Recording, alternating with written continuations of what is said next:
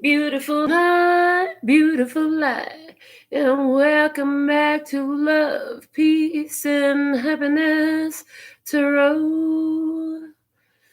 I'm your hostess. I go by Melinda, NailFanatic, and I'm coming back to you live from Las Vegas, Nevada for this latest free, channeled, timeless, general tarot message from the Tarot in the Shadows series. So, if you're new, welcome. We're so thankful and grateful that you and I have aligned with this message at this time. If you're returning, welcome back. And for all of you who are returning, thank you for holding it down for the new ones to come around. Your loyalty is appreciated. So for Tarot in the Shadows, you want to remember to be tuned and tapped and turned on. Okay. You want to also remember that if it resonates, pick it up and run with it. If it doesn't, leave it where you found it. Everything is going to be for some of you. Some of you will feel like this is your personal life story. Others of you, there'll be bits and pieces and principles throughout it that will work for you. There'll be some information that'll be helpful for you, but that's okay. The whole thing isn't always going to be for you. Either way, make your decisions responsibly. And I always recommend before you listen to and run off of any decisions of tarot reading that you confirm it with a personal reading. I don't care if you get it from somebody else or if you book it through me. If you want to work with me, information is below the video. All the facts is below the video in the description box. And I finally rattled away enough talking to get through sending out my text notifications. If you want to be on my text list, that's also below the video. After these messages, we'll be right back. Yeah. All right, so we're going to work tonight with the Oracle of the House of the Night to see the overall energy of the download message. What is the download, the Tarot in the Shadows message that I'm to deliver at this time? Shout outs to Norma Jean, moderating, our first commenter at this session. And then I see Sella Music. That's what's up. I see Las Vegas Photographer. Welcome back. All right. What is our Tarot in the Shadows message tonight? What is the Tarot in the Shadows message that I am to deliver at this time? Tarot in the Shadows, please. All right, here we go. Playful. It's card number 44. So there's angel number 44 energy going on here. Playful is coming out of the deck as the dominant energy for tonight's Tarot in the Shadows. Let's see what the book has to say about that.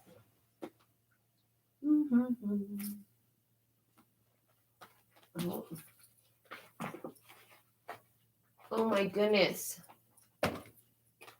I just dropped a book. Okay, got it. All right. So card number 44. I should have pulled this book out before, but it's okay. Everything in divine time. One more page. Okay. Playful. Here we go. My child, life is not always so serious. Choosing this symbol means it's time to lighten up and be playful. No matter what you are asking about, this is a time to have a sense of humor. Smile and go do something fun. Life has a way of answering all questions when you're not looking. Wouldn't it be better if you were enjoying your life rather than just sitting around waiting for what you want to happen? Don't take yourself so seriously. It is time to lighten up and be playful. Know that when the symbol appears in your life, the fun is about to start. So something fun is about to start. New energy coming in, a more delightful energy. And one thing I heard while I was reading that, what I was hearing was, you want to stay in the light-hearted energy as much as possible. That's on the upper levels of the vibrational, emotional scale. And the more you're there, the more you attract more of that. The way you feel is attracting the way you're gonna feel. So some of these law of attraction methods teach you to visualize this and visualize that. But visualization only works against you if the way you feel is contradictory to what you want to feel. So I was just having this beautiful conversation with my daughter earlier about, because she was like, Mom, I really want to live over here. I said, well, honey, I'm sure we have a house over here and we live in it. I said, but with that powerful mind of yours, what you want to do is, while you're laying in your bed, give gratitude for what you have. Be grateful. What are you grateful for about the bed that you're sleeping in, about the house that you're sleeping in, about the room that you're sleeping in? And then from that feeling of gratitude, when your heart is feeling grateful for all you have to be grateful for, then you want to expand it and say, but yet and still, I know that I have this. There's a bigger house, and start to fill in what that looks like to you. And there's a bigger house in this neighborhood, and it feels like this. And so it's about linking what you want with what you have emotionally on a higher vibration. So that's where play is a very powerful energy. That's what I was getting when I was reading about that card. Playfulness is a very powerful energy, because in that playful energy, you're feeling high vibrational and attracting from that place more high vibrational experiences that you're going to love. You don't even have to visualize anything and fill in the blanks. You're always attracting a high vibrational feeling when you're feeling high vibrational. So they're saying, does that mean that when you're in a low vibrational feeling, you're attracting a low vibrational feeling?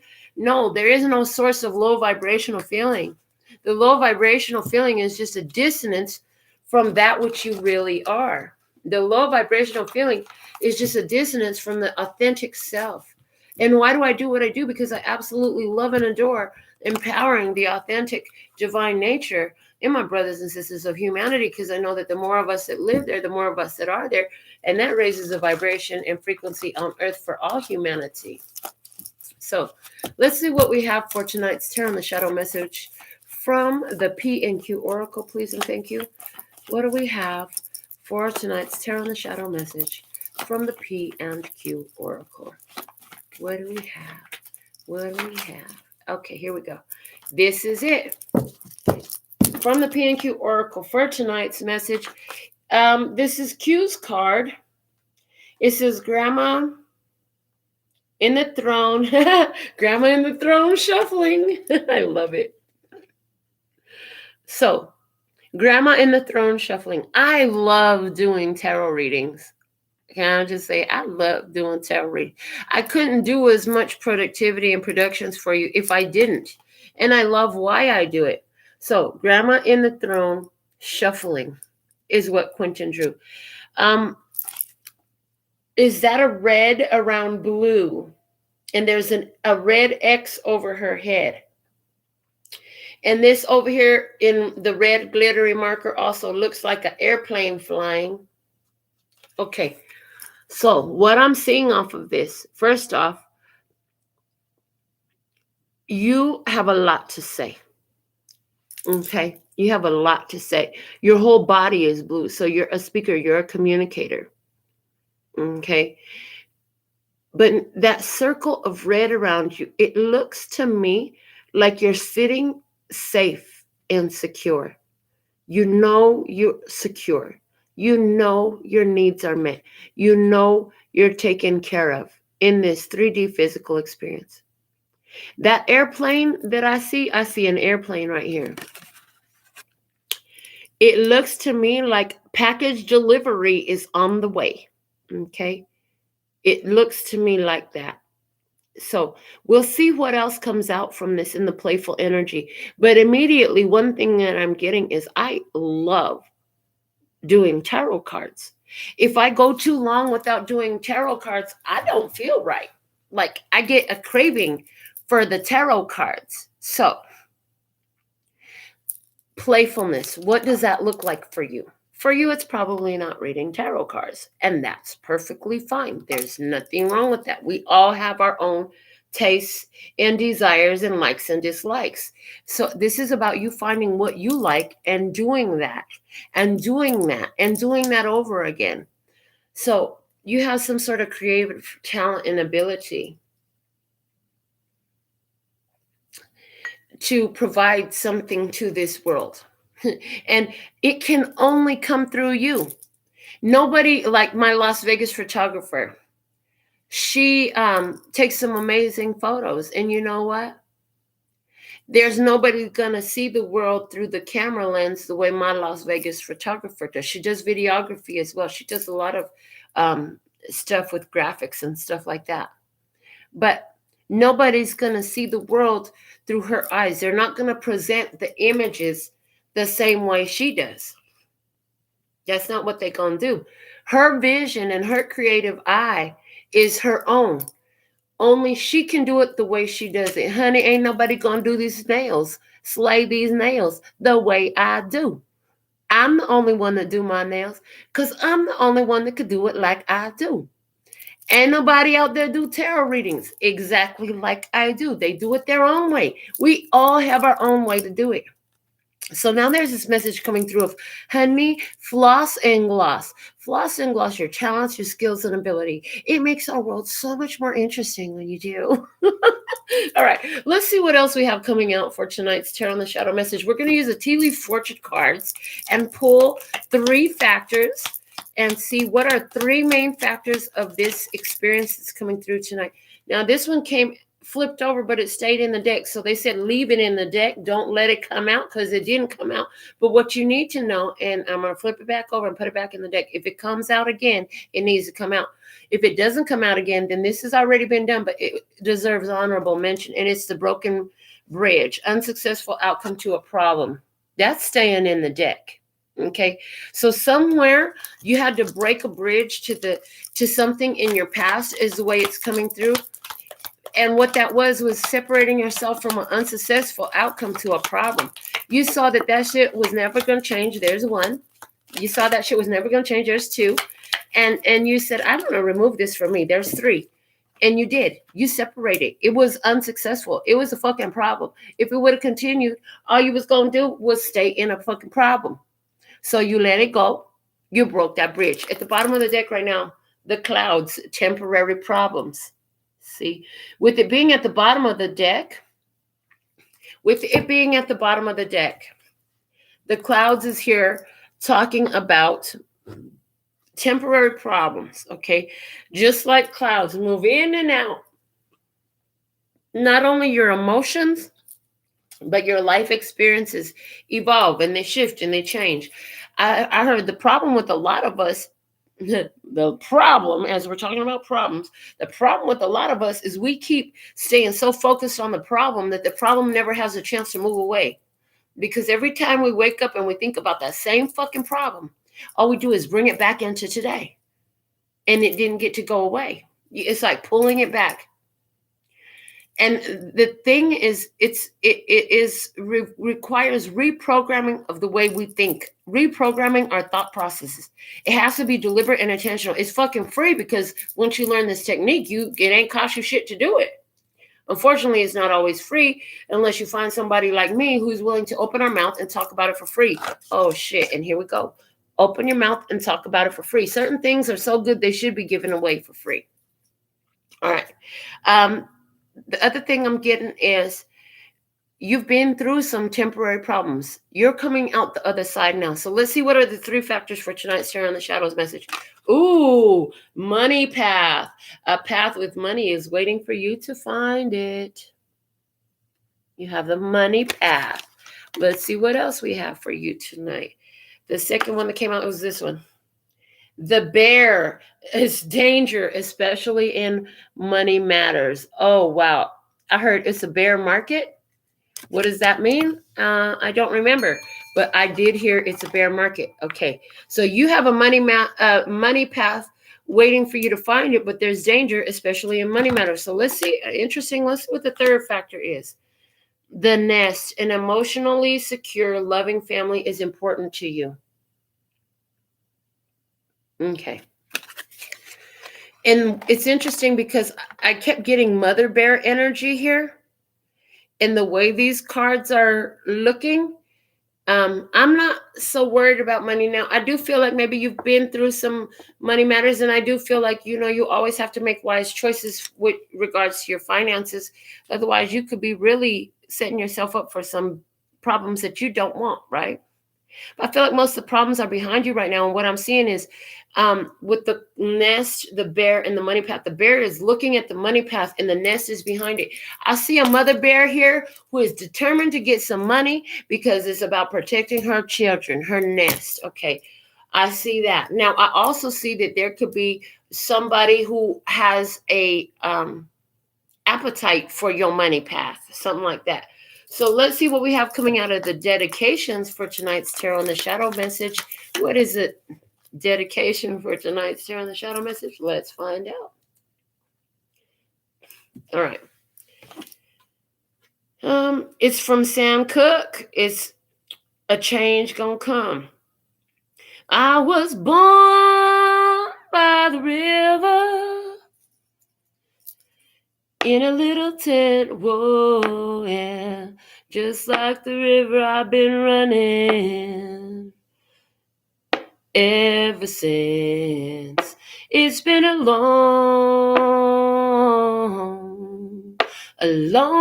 time coming, but I know a change gonna come.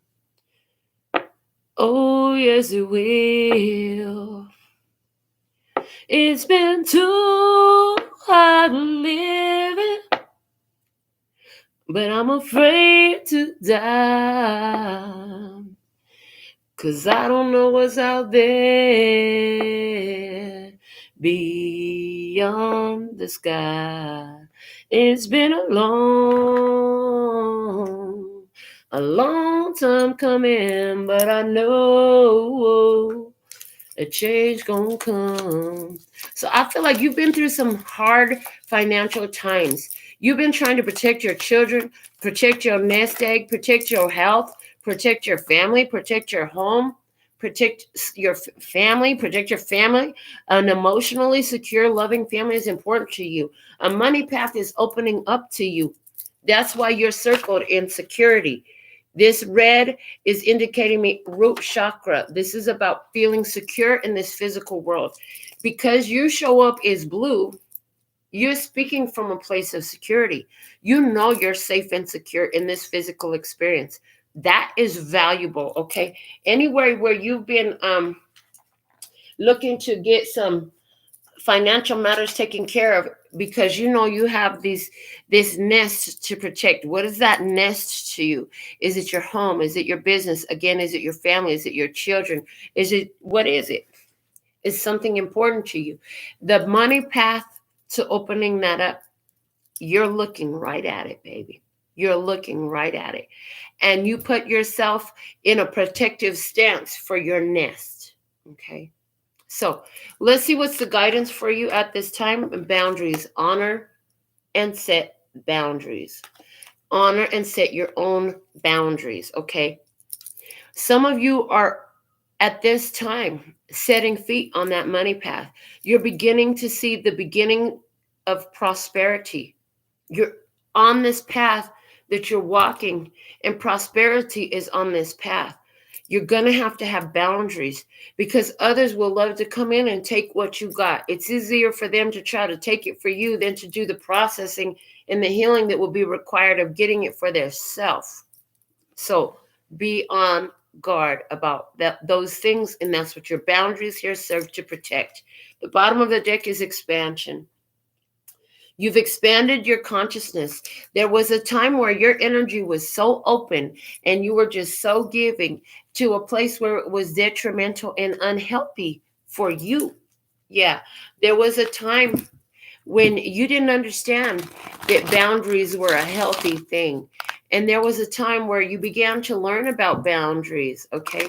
And life has given you many opportunities to practice the honoring and the setting of the boundaries. And so now you have boundaries. You know how to utilize them. You know how to enforce them. You know how to stand up for yourself. You know how to speak up for yourself. You know how to protect yourself and that which you value.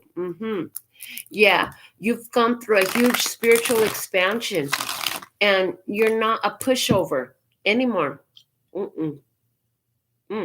Excuse me. Yeah, you're not a pushover anymore. And from this place of awareness. Now, I mean, maybe in the past you had unhealthy boundaries because they were too open, or maybe your boundaries were too dense, okay? But at this point, I feel like you have perfect boundaries. Honor them. Honor the boundaries. Okay, so let's see what we have coming out for our tarot experience tonight. It's been a long time coming, honey. This money path has been a long time coming for you, but you have children that you're concerned for. You have responsibilities. You have this, which you've been trying to hatch something for a long time, honey. It's coming through. Let's look at your energy first and foremost. Let's look at your energy. What is your energy in this? Thank you. Your energy in this showing up as the Hermit. The Hermit. You are somebody who is looking into your own guidance. The Hermit is called the Magus, or the voice of light. Okay. But what is that voice? The inner voice. Okay. This is somebody who goes into listening to the call of their inner voice. This is you. The Hermit energy. Number 9 of the major arcana. Number 9 is the number of the spiritualist, of the philanthropist. Number 9 is a magic number that actually can vibe with every other number. See, all the other digits are contained within the 9. 1 is inside of 9. 2 is inside of 9. 3 is inside of 9. You get the gist? They're all inside of 9. Now, is it that if you multiply any number times 9 and divide it by itself, you always come back to, I don't know, something like that. You always come back to, there's some sort of magical mathematical trick, which I should have it memorized by now, but I don't, about how you always get back to the number 9. Okay, so 9 is a magical number. You're a magical being. What makes you a magical being is the fact that you are able to see from your from the inner voice. You're able to see from the inner voice. You're able to hear from the inner voice. You're able to see from the inner eyes. Your third eye, your intuition. This is what makes you magic. Okay, now the thing about the number 9 is, in numerology, I read somewhere that the number 9 easily relates to all other life path numbers. Life path number 9s tend to be able to relate to all other life path numbers very well. So are you a life path number 9? I am. The bottom of the deck right now is the Ace of Cups, honey. I love that. There was some temporary problems with the clouds, but you expanded it with the bottom of the deck of the Words of Clarity because of Ace of Cups energy, which is love, honey. And if you've been with this channel for any point of time, you know that I'm talking about self-love. The Ace of Cups is the beginning of love, the beginning phase of love, and that is self-love. See, the Two of Cups is the love with another. The Ace of Cups is self-love. You expanded through self-love, which got you through the temporary problems. And they say you can't, they say you can't pour from an empty cup. You realize that you have to fill your cup up in order to fulfill and take care of anybody else, even as a parent. Some parents have it so difficult that they don't know how to make the time to take care of their own personal needs and nourish themselves because they're so busy between work and home and children and mates and all this stuff. No. You said, I can't do this no more. If I keep doing this, I'm going to burn the fuck out. And so you found a way to bring self-love into the picture and heal and nurture yourself. That's why you have security surrounding you at this time. So the Hermit coming out in your energy. Let's get some clarifiers for my handmade clarifying deck. And as you can see, I laid our 5 positions for our reading tonight. So what do we have clarifying the Hermit, please and thank you? All right. First clarifier for the Hermit, guys, is the Hermit. So the Hermit energy, thank you, because I do still want to talk about the Hermit. The Hermit energy here is talking about how Once you find your inner guidance system and you learn how to follow the inner voice, you'll tend not to search so much for answers externally. You'll tend not to be that person who's always looking for validation from your friends and your family. There's some people that they won't freaking make any decisions unless they got everybody in their life to validate their decision.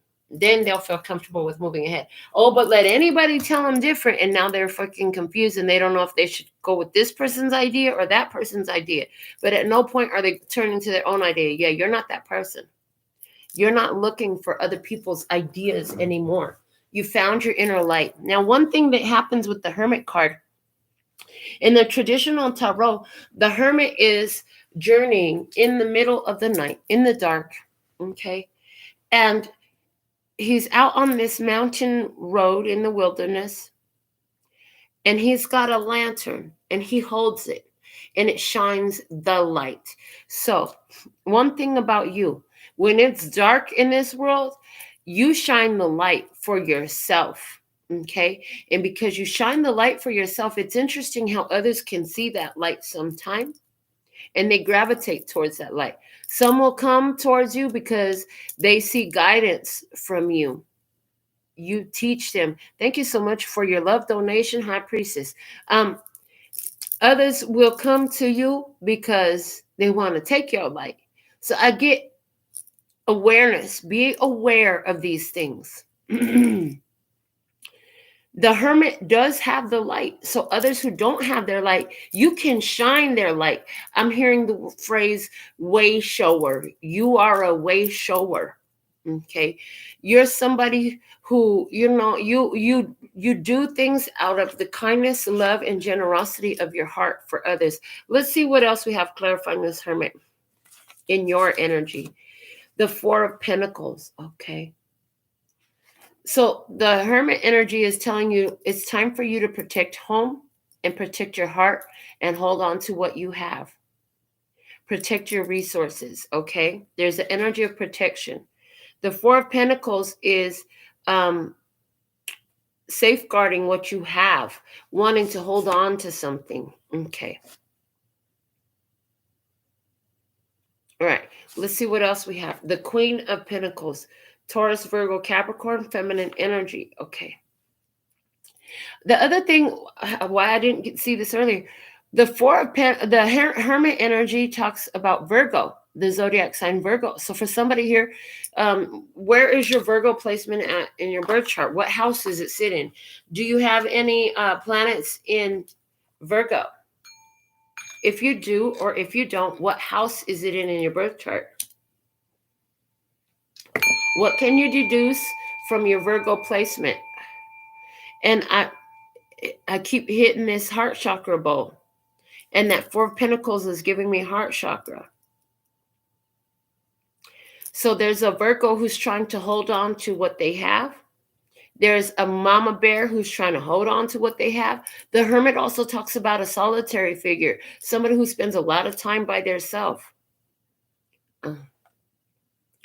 Is there somebody who spends a lot of time by themselves trying to hold on to their value, trying to hold on to their assets, trying to build those up, trying to get their home in order? Well, the Hermit, the Four of Pentacles, and the Queen of Pentacles I'm seeing somebody who's trying to, maybe you're trying to improve your appearance, get your love life together, your internal love life, get your love life together with yourself. Let's see what else we have. The Ace of Cups. I love this. So I was on the right path because that Queen of Pentacles, yes, it is a Taurus, Virgo, Capricorn as a person. But the Ace of Cups coming out with this final clarifier for this Hermit energy is, again, this is about self-love. This is about self-love here. So here you are.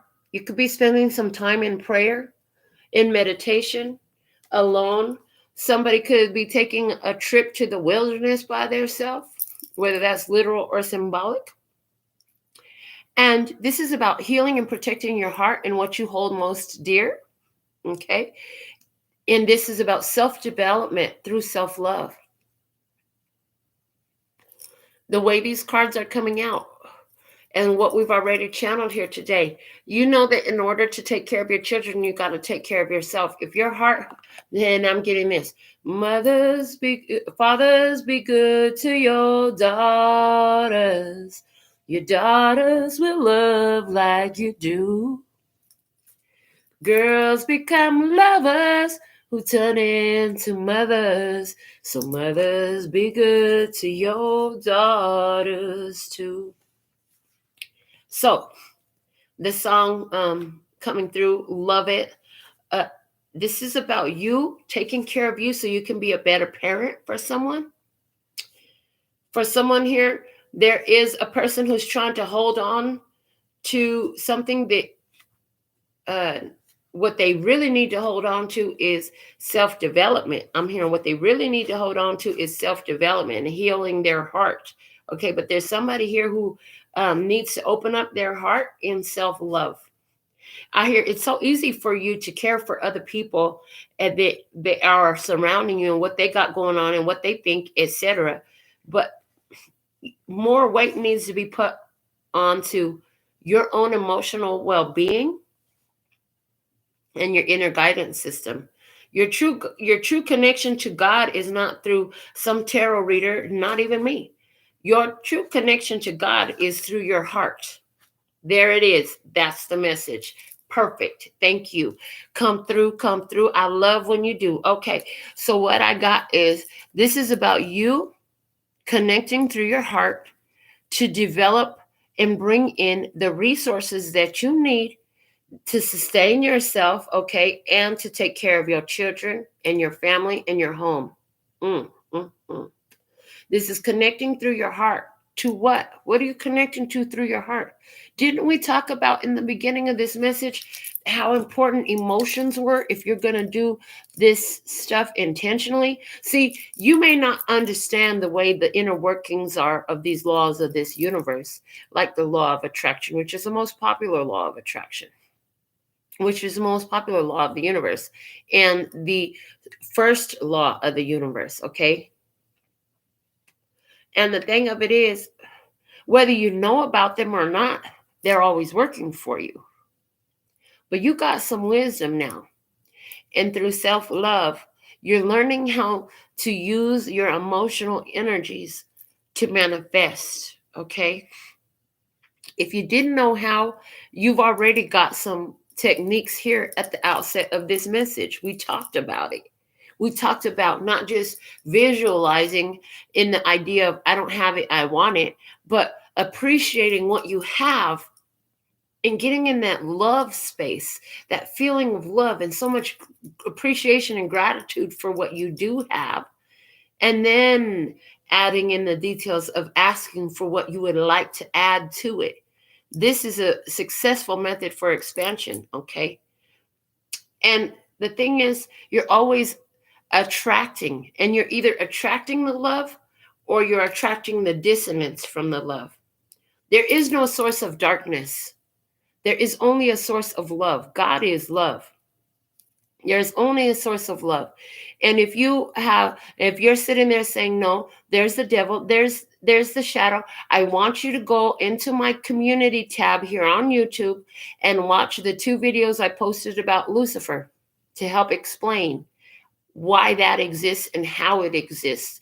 Those were the 2 best, well put, simplified explanations that I've ever come into. And that was an answer that I had it on my heart because I had it for the longest time, reconciling the devil into family. I talked about this a little bit during the download, and that's when I posted those videos. Go watch them. They're going to help you get some more that you need to help reconcile your own energy and find balance for yourself. So here you are, getting in tune with your heart space. Self-development is important to you. Being the best version of yourself. Do you understand? I think you do. There's no competition out there. The only thing you're competing with is who you were yesterday, baby. Who you were 5 minutes ago. You're developing yourself. Who you were 5 years ago, last year. I heard some of y'all really need to take time and think about who you were 4 years ago. Who were you 4 years ago? Because it's a far cry different from who you are today. You've come a long way. You're not done yet. You're still the journeyer.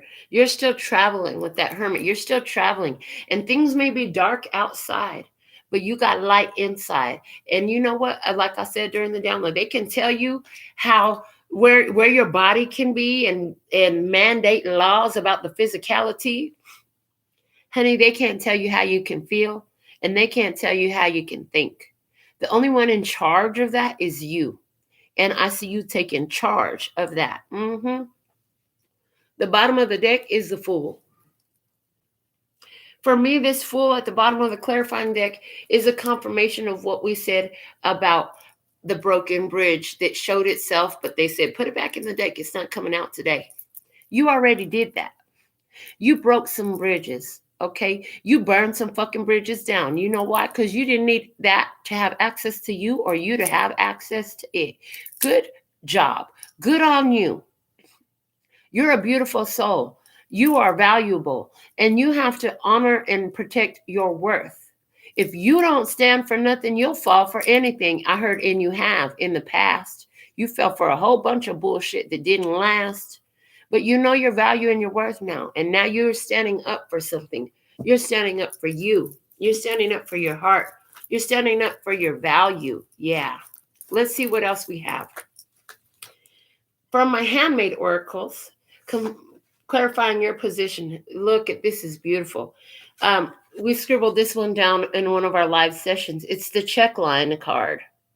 The first chicken scratcher says, is this mine? The answer that you hear in your spirit will be yes or no. If the answer is no, let it go. Let it flow. Give it back to the universe. It's not yours.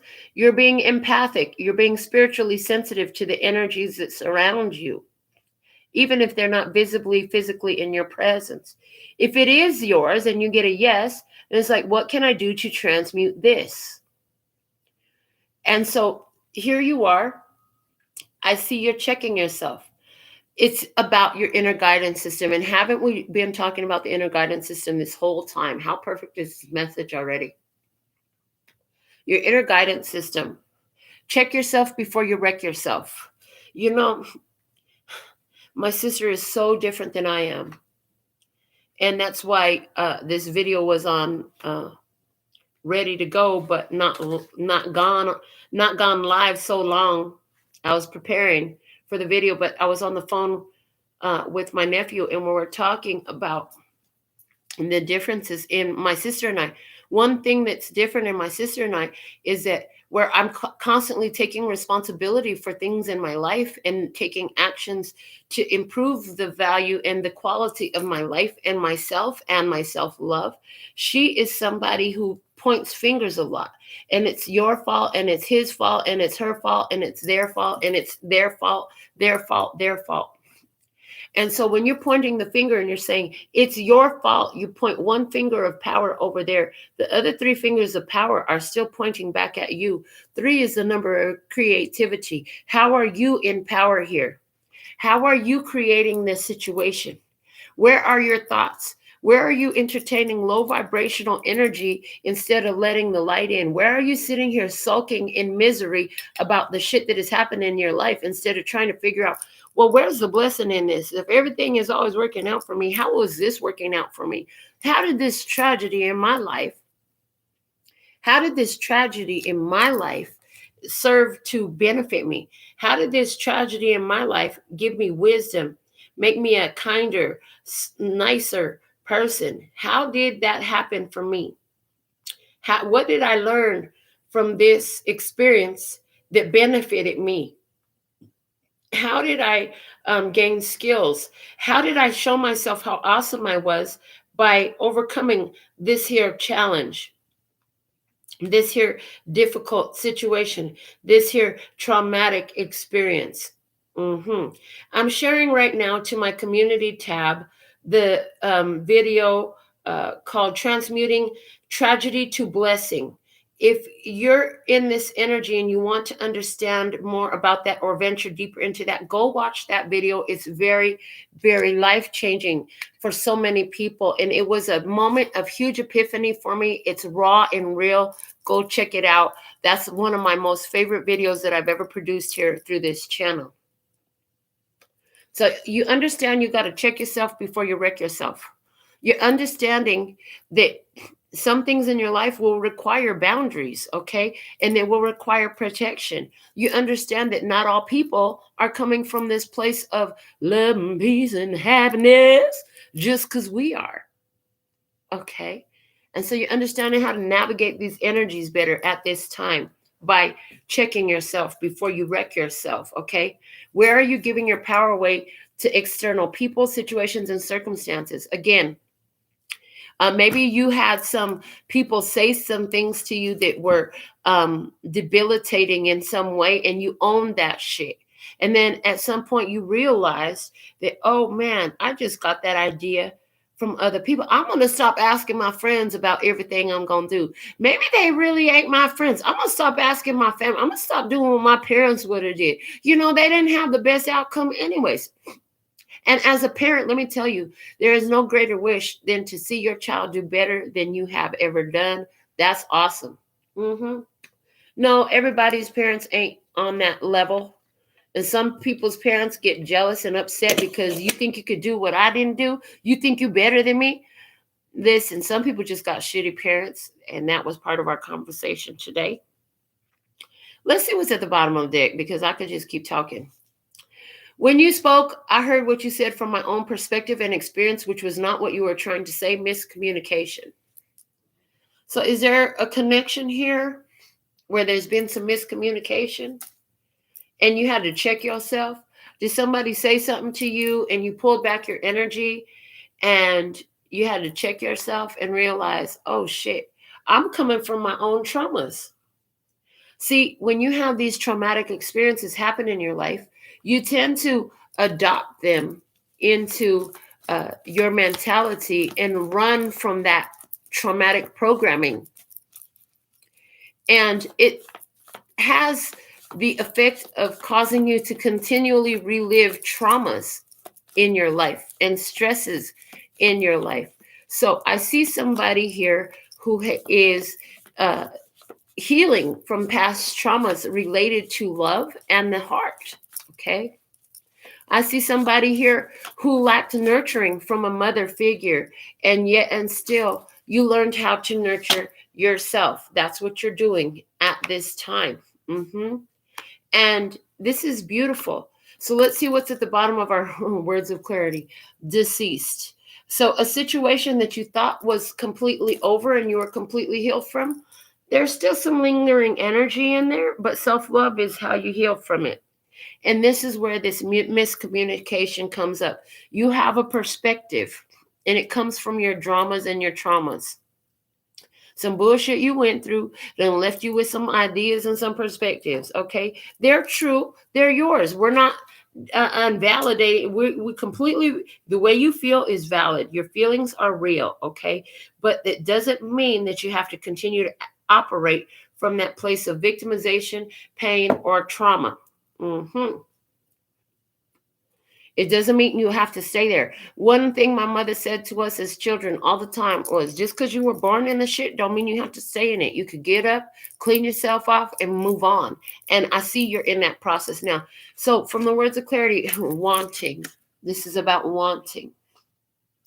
You're identifying something that you're wanting. So for some, this is about a poverty mindset. You grew up always wanting. Other kids always had stuff. You wanted it. You didn't get it. You couldn't afford it. Your parents couldn't afford it. Somebody here, all they want is a home. They want a home for themselves and their children. They want to feel safe for themselves and their children. They want enough money to put food on the table, quality food on the table, not just food, but for somebody I heard quality food on the table, to dress their children in clothes that are appropriate for the weather and the season and that fit them appropriately. There's been a lot of wanting in your life. I see a healing happening for you right now. I see that you're in this healing. And as you heal the hurts from your childhood where you went without love, you went without housing, you went without clothing, you went without food, you went without any of your basic needs. I see you healing that now. I see you healing that. Praise. And I just want to keep saying, I see you healing that. I see you healing your heart. You're doing the processes that help you to transmute these energies from your childhood. For somebody, this is something that goes back to when you were 4 years old. When you were 4 years old, there was something that was very important to you that you wanted. It was denied to you. It was a basic need. Wow. This set some synaptic patterning up in your brain, which means your brain has all these different ties to that. And so every time anything touches on any of those synaptic patternings that are linked to that experience, it triggers these feelings of wanting, insecurity, of not having, of lack, and of limitation.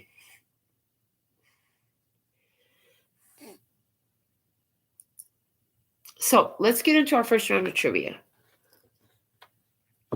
Some of you, you've been trying to identify, what is it that I want? What is it that I'm looking for in this world that would make me feel healed, that would make me feel better? For our first round of trivia, we have this sculpture coming out.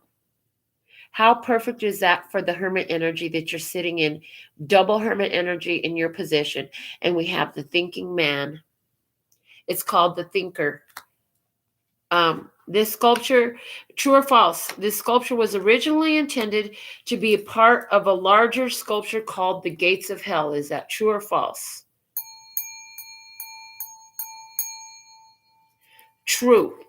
So the Thinker was originally sculpted to be a part of a larger sculpture called the Gates of Hell.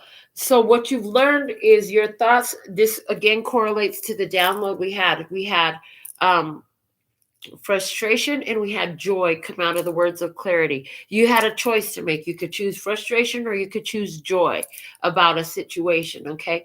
So the gates of hell. It is the gates of hell. You can go in that bitch or you can go the other way and choose heaven. Okay. And it's your choice. What are you going to focus your thoughts on? Your thoughts can take you straight to hell. I promise they can. Sit up here and really focus on the worst shit that you've experienced and you're going to be in hell living it all over again. Or find the points of joy. What do you have to celebrate in your life? What is working out for you right now? I said it repeatedly for a long time, not as much recently as I used to back in the day, but it's coming up again in these recent readings, which is if you be more grateful for, if all you have is one left sock and one right shoe, if that's all you got on this physical plane, if you would show more appreciation for what you do have rather than be pissed off about the fact that you ain't got no house to put it in, no closet to put it in, no matching sets, whatever.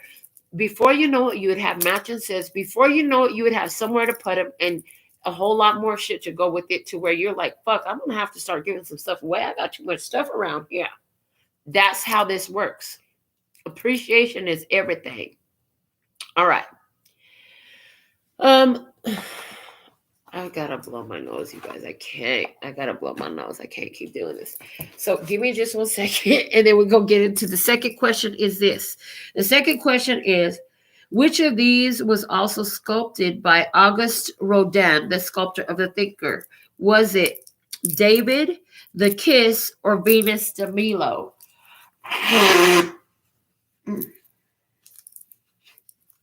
All right, that's better. I can breathe right again. And breathe, I heard breathe right again. I can breathe right again. So this change is a long time in coming. And either you're in the phase where you're finally saying, I can breathe again, financially, emotionally, whatever it is. Or you're coming into that period where you're going to be able to breathe again. So which one of these was also sculpted by Auguste Rodin? It was the Kiss. So here you are. What energy are you going to choose to kiss today? Are you going to kiss the energy of frustration or joy and celebration?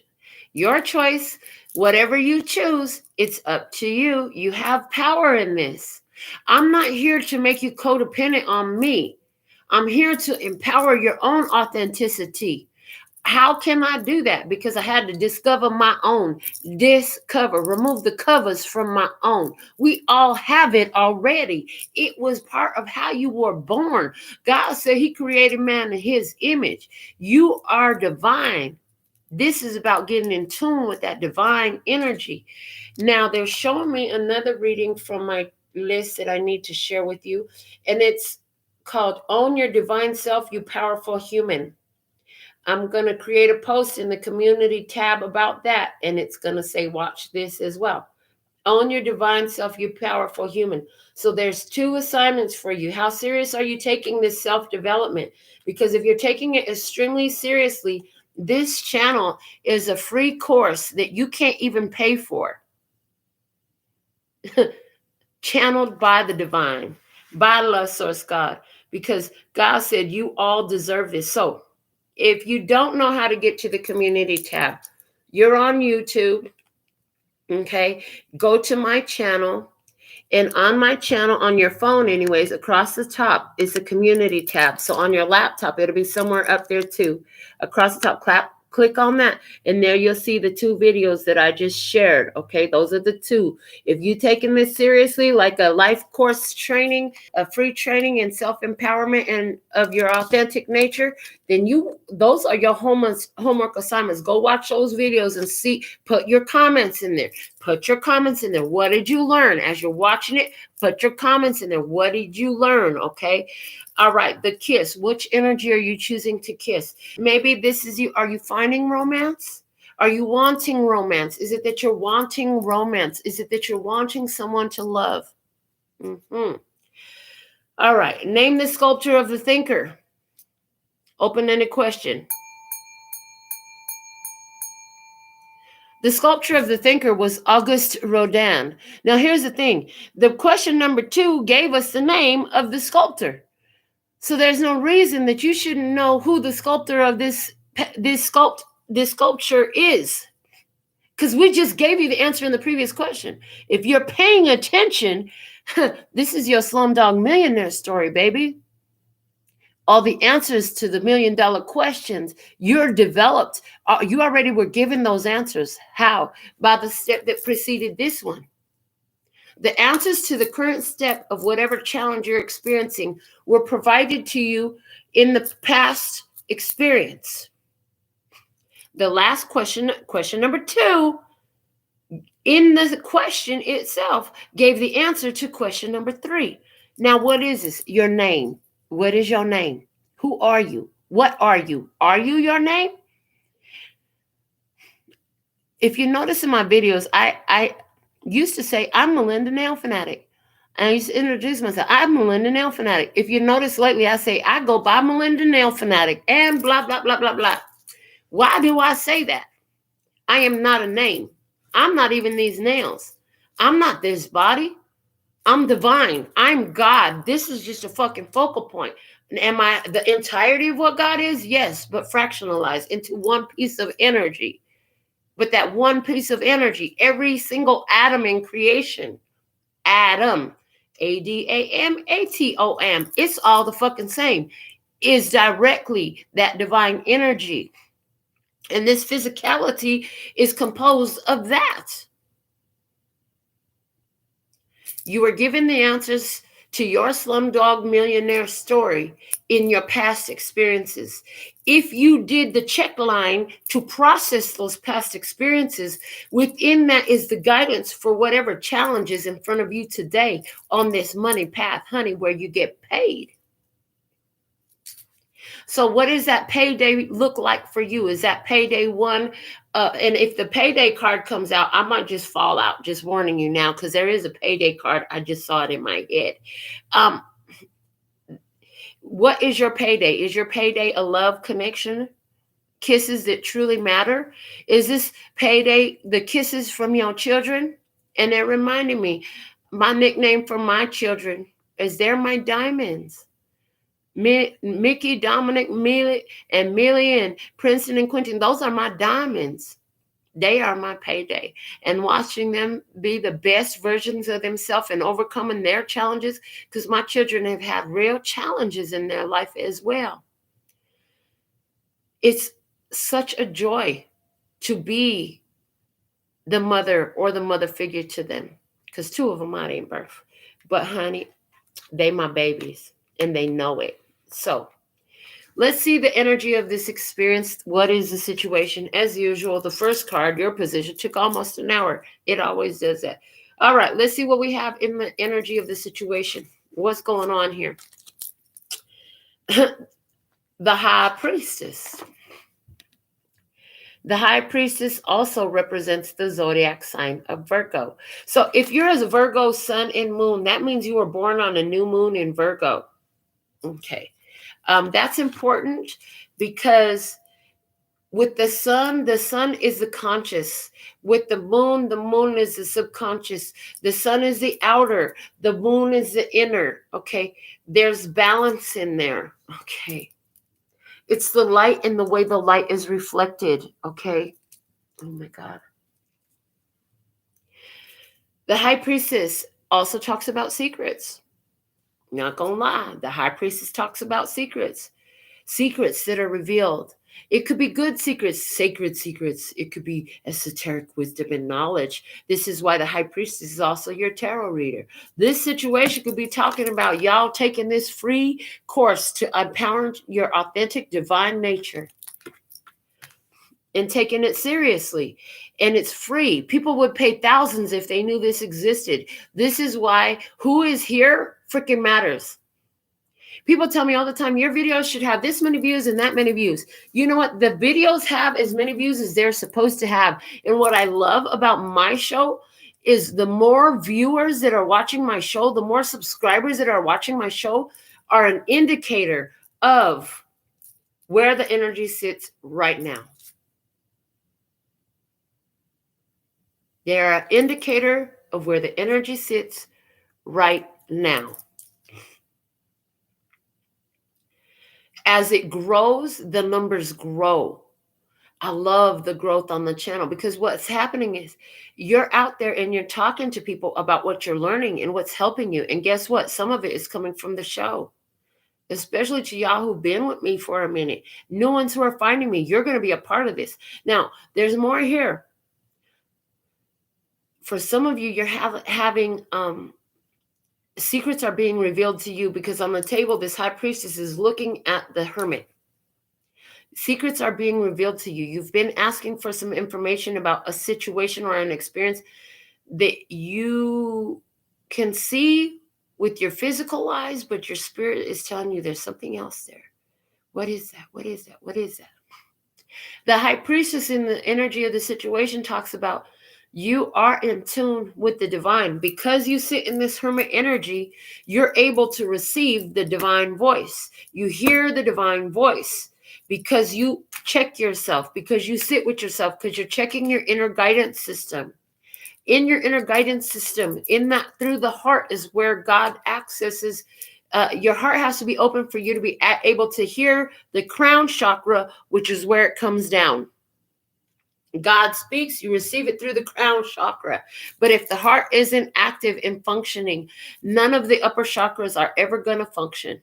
See, the thing about lower chakras, if they're not functioning well, that any energy that would have gone up your chakra system to rise to the heart, the throat, the third eye, and the crown chakras, it's all absorbed by that root chakra. And we talked about your root chakra is healed now. And look at how your root chakra in this image, how perfect is this? I didn't know this is what was coming through. You have healed your chakra system. Your root chakra is no longer absorbing all of the energy that would go up your spine, up your chakra points to the crown. Okay, and allow it to come back down into the physical because it goes all the way up and it goes out your head, right? Yes, you are here. You are here with a healed crown chakra, root chakra, which means all your chakras are lit up. And they're showing other chakras that I haven't studied yet. But there's like the star chakra and some more chakras that are above your head. So from root to crown, honey, you are whole and protected in this energy. If you don't vibe with that, this is what you're working on. If you vibe with that, you've done it, and you're helping the ones that are watching it that are working on it because you're vibing with it. You know what? We have what's called soul ties. Somebody asked me today, do I work with soul ties? Yes, I do. All the time. Did you know that being a viewer and a supporter on this channel is another soul tie? So now you have all the soul ties based off of your gender, your ethnicity, your economics, your education backgrounds, your family dynamics, your individual experiences. Each of these different categories creates soul ties to other individuals in our physical plane. You're linked to them because, like you are a successful teen mother, they're a teen mother. There's a soul tie. We have a soul tie, an energetic link. When I talk about being a teen mother, teen mothers are triggered. Boom. And it could be to positive or to negative, but there's connections here and you know things. You have soul ties. You are a spiritual powerhouse. If you're watching this message, there's this divine, authentic, empowered leader that is clawing its way through the depths of your soul to find its way into the light. The wound is where the light enters. Okay. And you know you're a leader because, again, you're not creating codependency in those you lead. This isn't about creating codependency and making them dependent upon you. This is you using your wisdom and your experience and your knowledge to give opportunity for others to choose their own empowerment, their own awareness, their own intuitive psychic abilities. This card is called the Priestess of the Silver Star. There's a situation here for some of you. There could be, I'm hearing it again, telepathic communication with somebody going on. Let's dig deeper into why this High Priestess is here for this experience, though. We've talked about everything we said. We believe everything we've said is completely accurate, and you needed to hear all that. But what is coming out? What wants to be shown in this experience? We have the world. The world is the end of a situation, the successful completion of a cycle in your life. Life changes from here on out. Your world is about to change because you've gone through a major change of some sort. The Four of Swords is our next clarifier coming out. So interesting. Now, if you don't want to hear about my life and my experiences, click the fuck off. If you do, sit still and get ready for the tea, baby. Okay. So, around 3 years ago, when I came out as a lesbian, my partner and I went down to the Fremont, and there was a magician, and he wanted to do magic for us. So we played game with him. He gave us a card. He had each of us sign a different cards. How did he do it? He had to sign different cards. Yeah, he had to sign different cards, and no. How did he do it? Did he have, I can't remember how he did it. Either he had to sign different cards and put the signatures on two sides of one card, or he had us both sign the same sided card and the signatures were on opposite sides at the end. Something like that happened. I'm not sure what. What I do remember is it was the Four of Spades. I brought it home. It was on my shelf. And one day it fell behind the shelf. And today it showed up again. The piece that I tried to pull out from the back of the shelf that ripped off and fell, all of a sudden it wasn't behind it. Now this shelf is fixed to the wall. It's a big shelf, so it's fixed to the wall. And the card was about a foot away on the floor, on the side of the shelf. This card represented for me a very educational experience that was very, very difficult. an extremely difficult educational experience. And something that I did 4 years ago kicked off this process, okay? And that had to do, oh God, so much. That had to do with walking away from an experience where I realized I couldn't affect change in another person. And to hold on to it would have been detrimental to me and my children. I see so much. Me, my children, my finances, my home, everything. Okay. So I cut that shit off. That was 4 years ago. And I know that because that had to do with my niece who was then 4 and now she's 8, 4 years. Okay. Finding that card for me and being able to burn it up and remove it from my physical 3D was very significant for me today. And these cards are confirming that with the 4 of Swords coming out here, yeah, the end of a period of learning it based on healing your heart. It's another 4 energy. So right now you're on the Hermit with the 4 of Pentacles. The experience is the world with the 4 of Swords. There's an alignment of energies with these 4s. An experience that's been very challenging for you. That completely changed who you are. Has given you a heart healing. Now, we're going to find out what happened on the other side of the table in a minute. We ain't done with the situation. But both parties in this situation had the opportunity to do the same thing from the experience. We'll find out what choice they made in a minute when we get to their position. Back to the situation. Our next clarifier out is the High Priestess. I'm freaking done with you, Virgo. First, you have the Hermit clarified by the Hermit. Now you have the High Priestess clarified by the High Priestess. What the heck is going on with you, Virgo? There's a strong Virgo vibe here tonight. But again, High Priestess, you learned a lot. This situation taught you to listen to your intuition. See, you heard your intuition before, but you acted against your intuition and you went through a lot of stuff every time you did.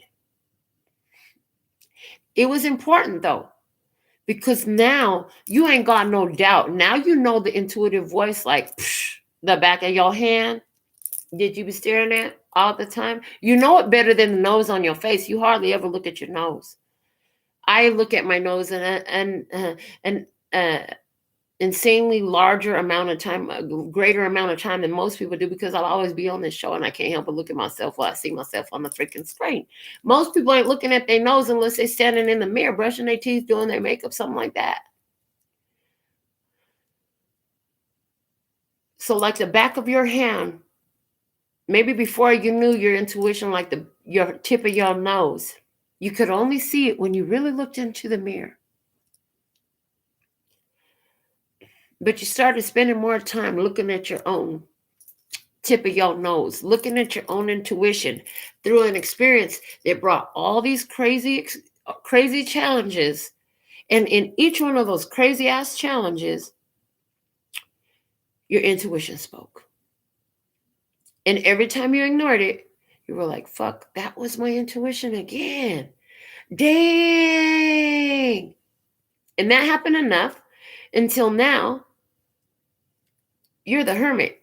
You always listening for that voice. You always listening for that voice. One more time for emphasis. Yes, please. You always listening for that voice because you know this voice now.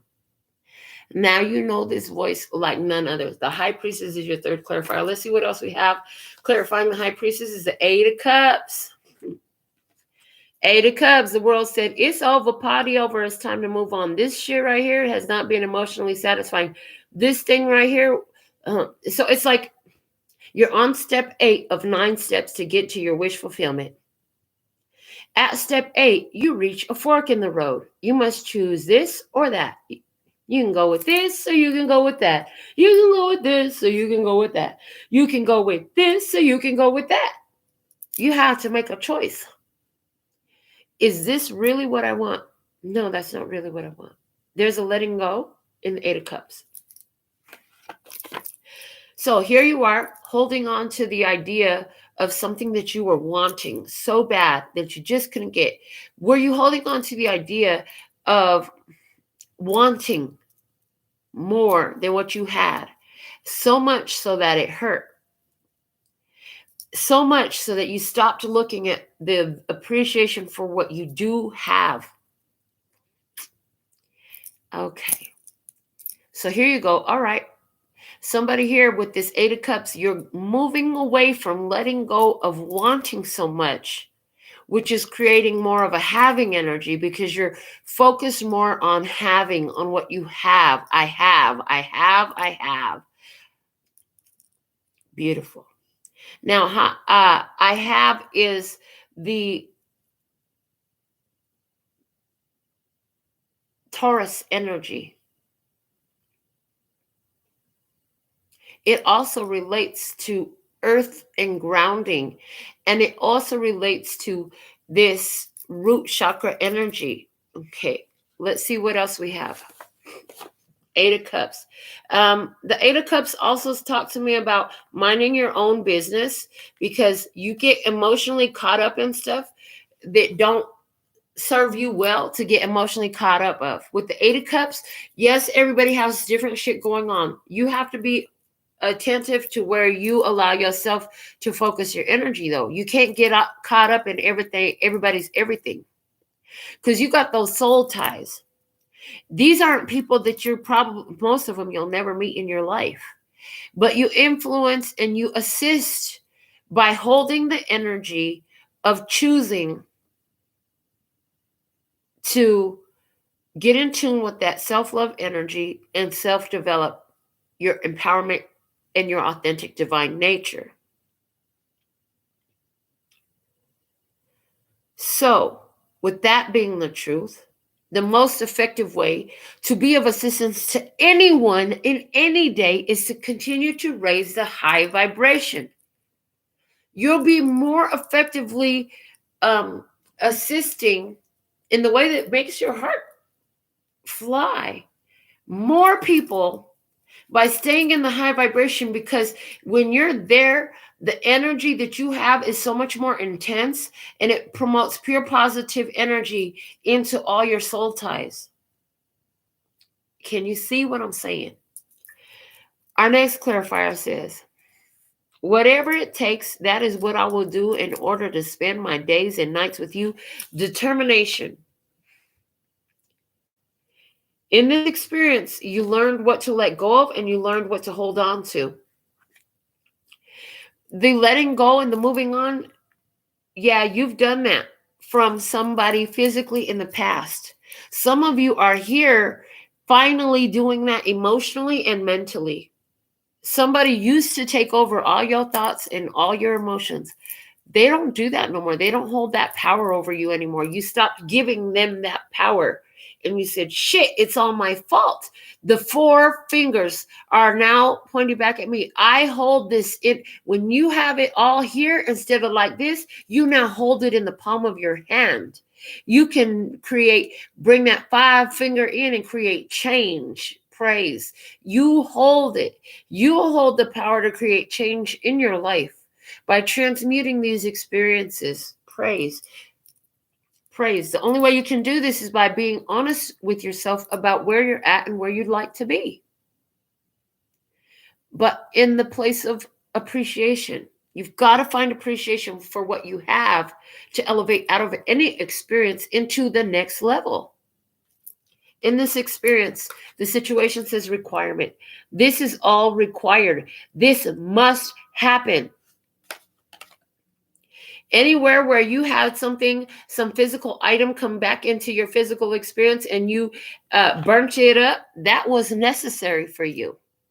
Anywhere where you processed some thoughts that you were holding on to since childhood, and you went through this difficult connection that caused you to finally have a greater sense of awareness of how you're holding on to that energy, was a requirement for you to get what you have been wanting, to get the attainment. of what your goals are in this money path to protect your nest, etc. Now, in the position of the situation, this experience, our second round of trivia, we have Mr. Robert De Niro showing up. All right, true or false? De Niro drove a New York City cab to prepare for his role in Taxi Driver. True or false? True. In the multiple choice question, De Niro starred in several Martin Scorsese movies. What was their first collaboration? Was it Mean Streets, Raging Bull, or Taxi Driver? It was Mean Streets. Okay. And in what 2000 film did De Niro play a retired CIA operative who makes life miserable, who mistakes life, okay, who mistakes life's miserable was what I saw and half said. There's something here about that. In this situation, there is the identification of the mistakes of life is miserable, okay? Understand? In what 2000 film did De Niro play a retired CIA operative who makes life miserable for his daughter's boyfriend? Meet the Parents. All right.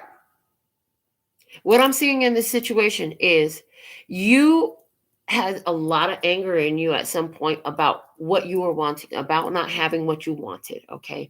A lot of anger in you. You came from the mean, tough streets. Somebody came from the mean, tough streets of New York. Okay, somebody here was a taxi driver. Somebody here, you feel like you ain't never had something stable because a taxi, baby, you always grew up in weeklies and shit, right? Maybe you grew up on the run. Somebody here grew up on their run. Their parents was real fucking criminals, and you grew up on the run. Daddy always had a warrant. Nobody ever had a driver's license. You grew up on the run from CPS. Somebody here, you grew up on the run from something. I'm getting a very transient energy, moving around a lot, okay? Maybe it wasn't so terrible for you. Maybe there wasn't so much lack and limitation, but what the lack and limitation was of love.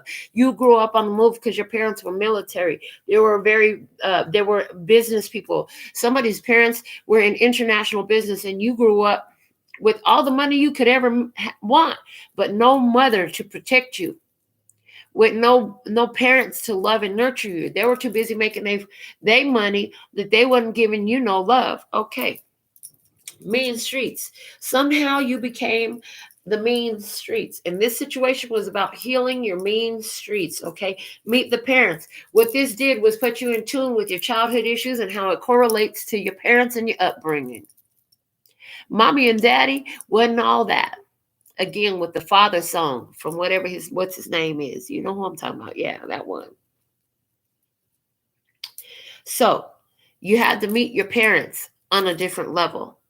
You had to learn about how different things about yourself and your mean streak and your mean street mentality, where life out here in these streets, it's tough. It's mean out here. You brought all that shit from your parents. Here in this experience, it was about learning and understanding it. It's time for level 2000. Oh, and you know what? 2000. It was a 2000 film. You know what my mother used to tell me when I was a child? You gonna be Miss Universe 2000. She used to tell me that when I was a child because I was in a beauty pageant when I was 12, and I loved modeling until that one photographer touched my body inappropriately, and it scared me, and I wouldn't even do anything because I didn't want to be touched like that again. And I didn't tell my dad because I was afraid my dad would literally murder the man if I told him. There go them fucking mean streets. Y'all got some violent tendencies. You didn't even speak up for yourself for fear that your parent would fuck somebody else up and you wouldn't have them there no more. Because they was mean motherfuckers. Somebody here grew up with some mean ass mommy and daddy that don't give a fuck. You had to meet your parents. You had to learn how your parents influenced your own psychology. You know, one thing I learned through that relationship, my Four of Spades relationship, was, and I never heard this before until I heard it from the child of a psychologist who was the girl that I fell in love with. The psychologists are the ones that need help, and that's why they go into psychology. I could vouch for that. When I was younger, I used to say I didn't like school very much. I did good in it, but I didn't like school. I don't like homework and all that shit. I didn't like that. I like hands-on. I like interactive stuff like that. But I didn't like it. But I used to say if I would have went to college, I would have went to college for psychology. Well, what I didn't know was my whole life experience was teaching me my own psychology. And because my spirituality was in tune enough to use my life, hermit on hermit, my life experiences as a teacher, I ended up learning about my emotional guidance system, all this stuff. You know what? One day I thought I came up with the most revolutionary phrase. And it was, if I remember correctly, it was in 2008 or 2010, one of those 2 years. We in 2022 right now? Yeah. Fuck, that's a long time ago. And what it was it was one of the first memes I made too, before memes were called memes. Because you know, memes are named after me. Everybody copy Melinda. Okay. Anyways, memes. The quote that I came up with, I was in my nail studio. 2008, I had just moved into my new studio. I was only in my new studio in 2008 for a month. If it was 2010, I was there for 2 years by that period, okay? I was in that location for 11 years in total. Now, what I'm trying to say is what came to me with an epiphany, and now I know it was God's voice. God's voice will often sound like an epiphany because there's new information and it's coming in from nowhere. That's God speaking, okay? That epiphany was change your mind and you'll change your life. And so at the time, I had all these beautiful Chanel nail polishes. They're like fucking $30 a bottle, man. And I'm like, oh my God, they're so expensive. But I had a whole collection of them at the time. Most expensive thing besides my gems in my shop was this polish collection. So I took a picture of my nails and I put it, and I posted the words, change your mind and you change your life. And it has all the Chanel polishes in the back. Look, and here we are doing our channel now. Chanel channel. I see it. Not a far cry.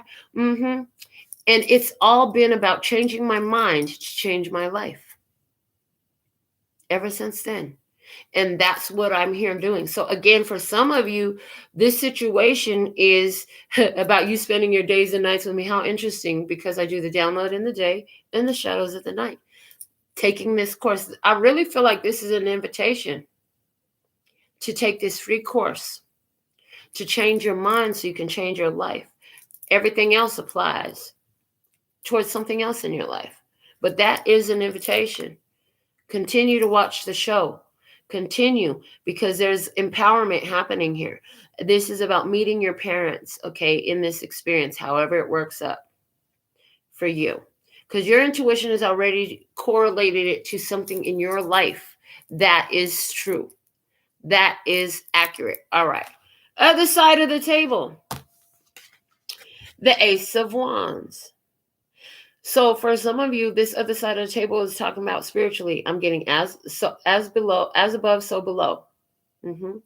In your spirit, you are in your power.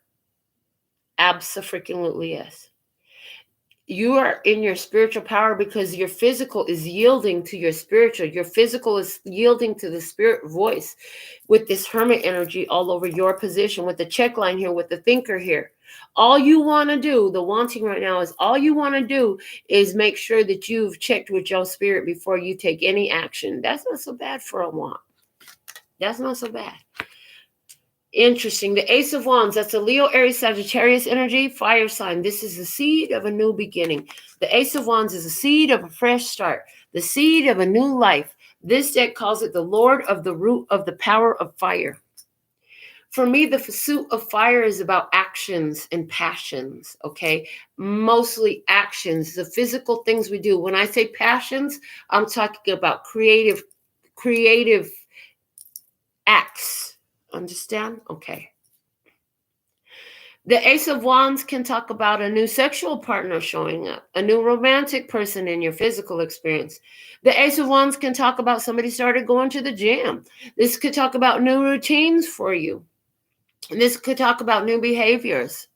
You just started doing something new. You started a new path. You started a new trend in your life. It's fresh. It's beginning.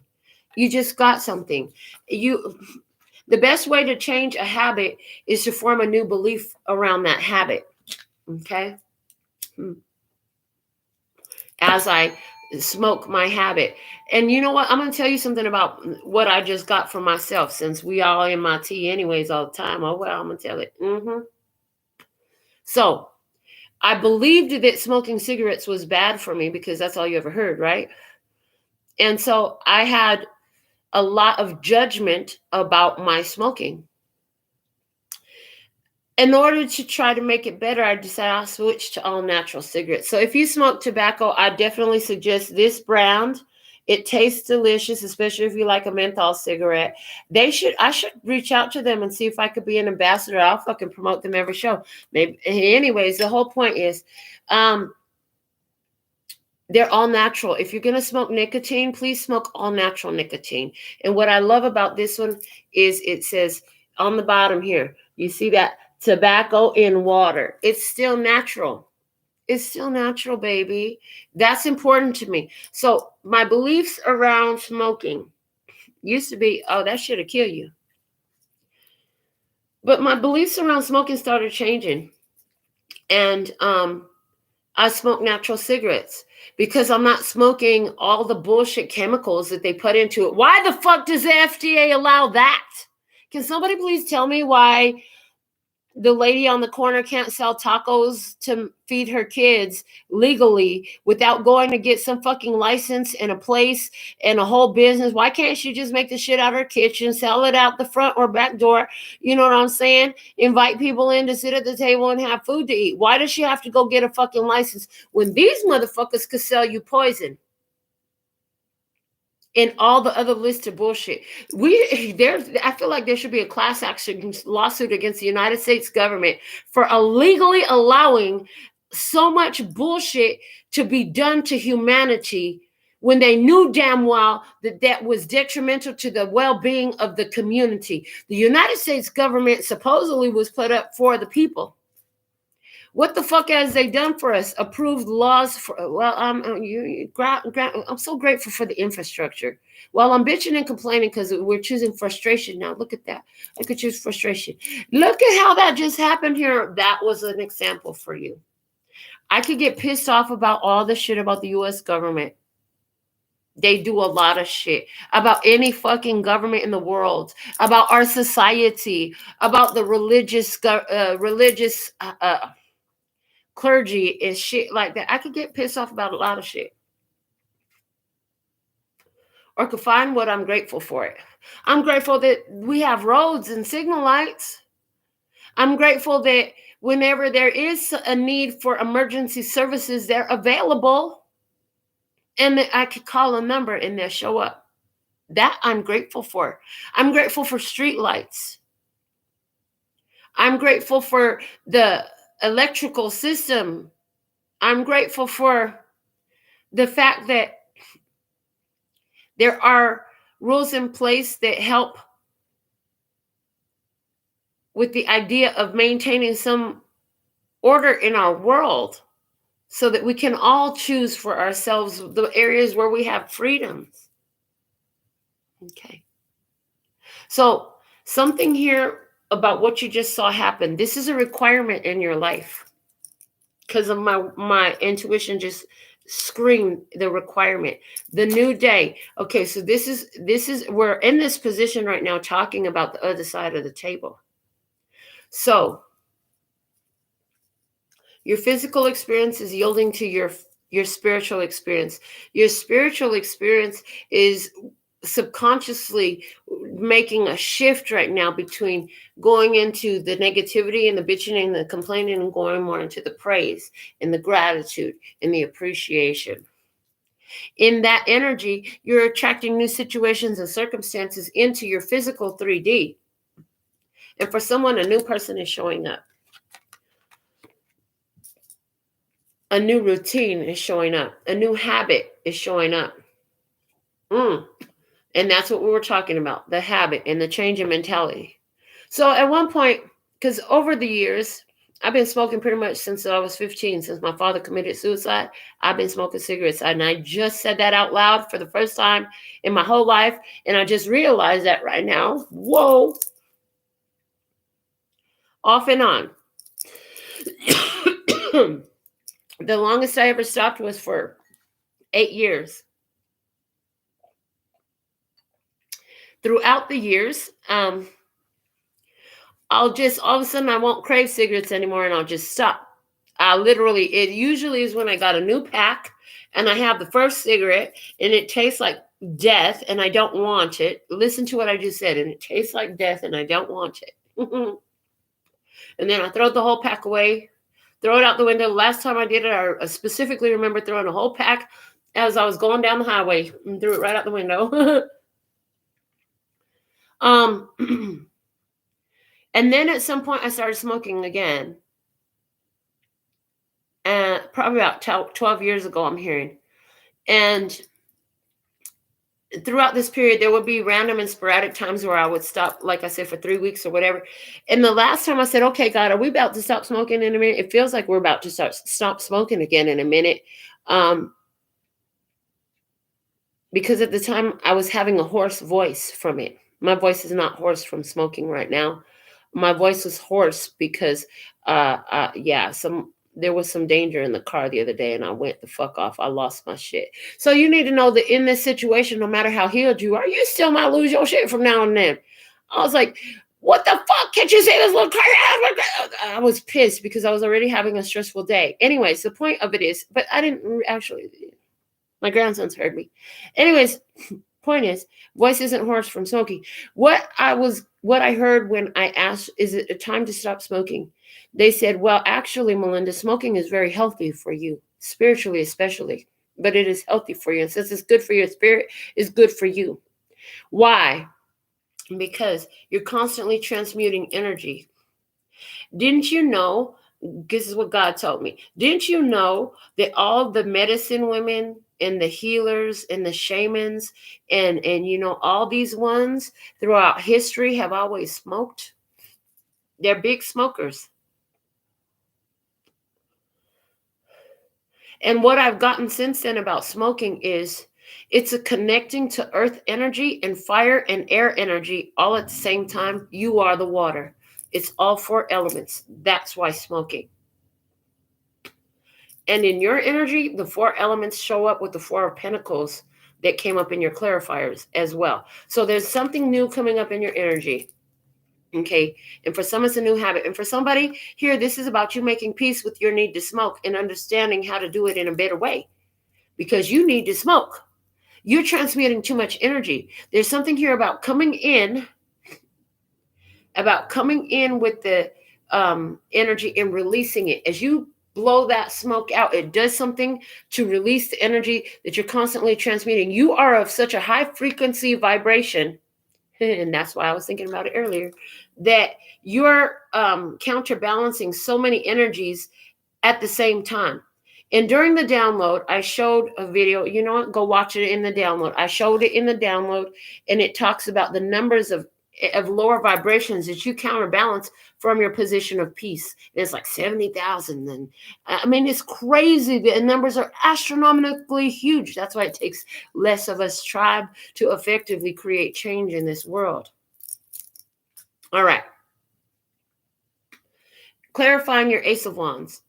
First off, we have the Empress, Taurus, Libra energy. The Empress in your experience on the other side of the table. The Empress My sun and moon is in Taurus. And like I said, I was born on new moon in Taurus, right? So that means my sun and moon is in Taurus, and my north node is in Libra. North node. Some of you need to learn about your north node. Now this Ace of Wands is pointing upward to your, you need to learn about what is your north node. The north node of the moon in your birth chart. There's a free north node calculators all on Google. Get your phone out. Make a note to do this. If you're taking notes, which some of you really want to take notes while you're listening to these messages, look up your north node position in your birth chart. You need your birth location, your birth time, and your birth date. If you don't have your birth time, just use noon, and that'll be the best you can do if you don't have access to your birth time. Okay. Boy, if you don't know where you were born, they said put the city that you're living in, and that's the best you could do. The earliest location you know of where you were living. Okay. Wow. I never thought about the fact that some people don't even know where they were born. All right. Empress energy. The Empress. I have one deck, and it simply says nurture. The Empress, ruled by the planet Venus. Venus, Venusian energy is about all things physical and all things love related.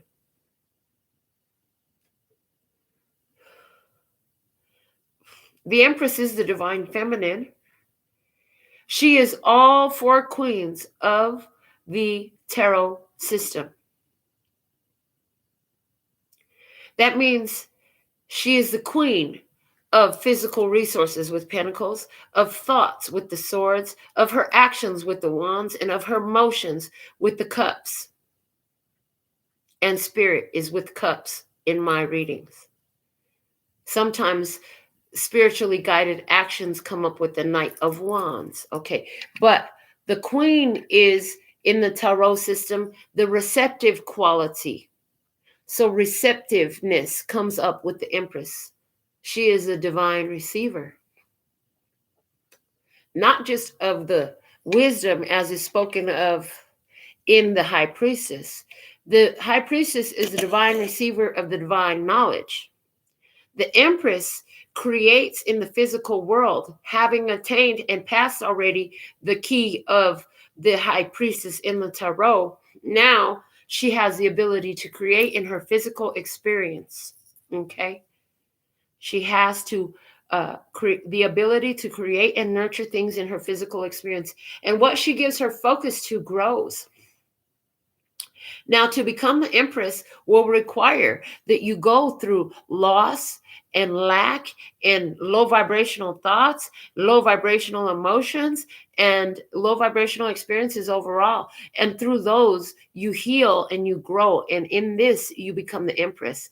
The Empress is also mother energy. So on the other side of the table, could be somebody who is a mother. Somebody could be meeting a mother figure, okay? The Empress energy is a mother energy, a nurturing energy, a loving energy, a creative energy. I've also channeled the meaning of harvest season. The Empress represents harvest season. So there's a harvest season coming in for you with new activities to undergo. Harvest season is here. The love is here. Okay. Prosperity and wealth is within the Empress. Absolutely, yes. Prosperity and wealth is here. And one of the first cards we had was the money path, right? A path with money is waiting for you to find it. We talked about mother bear energy and how you protect that money path because you know you're protecting your children, and you've been doing that. The finances you need to take care of you and your children are here now. And anything that doesn't allow that, would you like to uncreate and destroy right now? Yes, yes.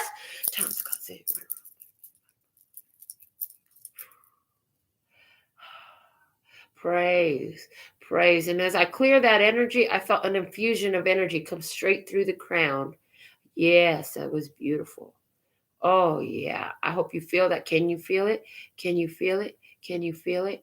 Oh, yeah, baby. It's still going. They said, give you this. They said to give you this energy, to take that energy that I'm feeling and move it and share it with you because you're my soul tie. I share this energy with you. Whether you on here because you love me or you hate me, baby, I don't give a fuck. You're here. You're my soul tie. Praise be. We're moving these energies. We're sharing this praise. Whoo. Yes. Now my forehead is itching like fucking crazy. Somebody here gets dry patches on their forehead and around their nose, especially in between the brows. That's because you're actually highly active spiritually. You're highly spiritually active. Okay. Empress energy. Let's see what else we have on the other side of the table. Temperance. I love. Temperance is alchemy. Temperance is patience. Temperance is blending of opposites. Temperance is creating emotional balance within. So, if this is about a new person coming into your experience, this is somebody here. For some of you, it's a person coming to consult with you. Whether that's a stranger at a bus stop or on the bus, for somebody it will be, or at your work, an extended conversation with a customer, or at any other place in your life where somebody is a new person. This person needs to know their wealth and their value, again with the Empress energy, wealth and value. Okay, somebody here, they need to find their inner balance. Somebody needs to find their inner balance. Okay, somebody, because with the major arcanas, it's like, this is your life experience that God has you in right now. This is what you should be doing to be in harmony with that life experience. Okay. Somebody here, there's a connection that's coming into your experience where it's about you learning the value. Now, for some of you, we're talking about your past. Where somebody here had mommy issues, they might have had anger issues as well, because temperance is here. There's a need to balance out some emotions. Temperance also talks about twin flame energy. For some of you, you might relate to that. Okay. Temperance is the zodiac sign Sagittarius correlation, and it relates to the planet Jupiter, which is about expansion, which was at the bottom of our words of clarity, which said that you've been in this period of expansion. But you're choosing which direction you want to expand in by putting boundaries to the directions you don't want to expand in. In your experience, there's somebody or someone showing up that is in this experience, okay, as well. The Four of Cups is the next clarifier. The Four of Cups has a lot to do with an opportunity. I have one deck that calls it Opportunity Beckons. Opportunity here. Is it a good opportunity? Is it a bad opportunity? Are you able to take this experience and see the opportunity in it? Or are you so focused on what you already know that you haven't yet realized that you don't know what you don't know, but your life is constantly trying to teach you what you don't know, so that you will know it. You will know now what you didn't know before. Opportunity showing up. This person, somebody here in the energy of rejection as well. Rejection comes up with the Four of Cups. Rejection. Somebody here is complacent. They don't know what opportunity they have. Some of you, this person that's coming into your physical experience is somebody who may be feeling depressed, dejected, or rejected, or abandoned in some sort of way. They may feel unworthy. They may be feeling left alone, left to the side here. Somebody here is feeling that way with the Four of Cups. Okay. Let's see what we have next. The Devil energy here. The Devil. Don't run. One spliff a day will keep the evil away. The evil inside. One spliff a day will keep the evil away. Somebody spoke one spliff a day. There's the spliff. Somebody spoke one spliff a day to keep the evil away. Who sings that song? Hold on. I'm going to tell you, some of y'all want to hear that song. You're going to love it. It's a dope ass song, and that motherfucker beats hard as fuck in my car. The Evils, it's from Sir, S-I-R. This is what it looks like on my Spotify. Apparently, oh, look at that. It says November. Can you see that? Wow. Is that the name of the album? Is November? Wow. We were just talking about Sagittarius energy. The end of November is the beginning of Sagittarius season. Okay. Yep, it's a 2018 album. Something about 2018. We're in 2022. Didn't I tell you something related to 4 years ago? Wow, I just got all that from looking up the freaking song. I'm telling you, something started 4 years ago. 4 years ago, you started confronting the devil in your life. Yeah. 4 years ago, you started confronting the devil in your life, and now you have power over that devil. What is the devil? The devil is the rejected parts of yourself. It's your shadows. It's the parts of yourself that you'd rather not look at, the parts that hurt too much to look at, the parts that you fear, the parts that you don't want to acknowledge, the things that cause you shame and guilt. 4 years ago, you were in an energy of rejecting a lot of these and not owning them. Over the course of the last 4 years, you've come into your power. You're in a new state of power that you're coming into because you did this. You faced your devil. Now, on the show, for many sessions, it came out. If you run from the devil, that motherfucker gonna chase your ass, and he gonna catch you everywhere you go. You can't run from the devil. Until you stand and face that devil will continue to chase your ass down. And you do have the power in you to face the devil. The devil only shows up because it's time. It's go time. Somebody is getting taken out here. And you could sit back and let him take you out. Him, because it's not a him. In other words, you can let your fears take you out of the game. You can let your worries take you out of the game. You can let your fears of acceptance, feeling like you won't be accepted, take you out of the game. Or you could face your fears, go for what you know, face your challenges. The devil means it's time to face your challenges.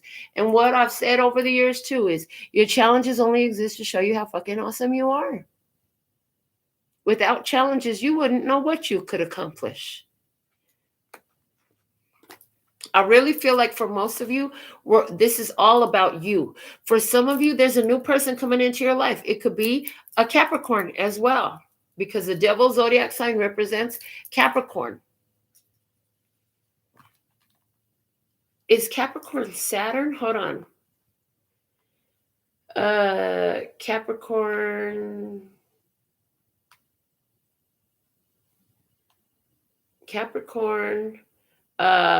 planetary ruler. There we go. There we go. Capricorn's planetary ruler. It is Saturn. I was right. I'm learning, you guys. Saturn. Saturn is the taskmaster. The taskmaster.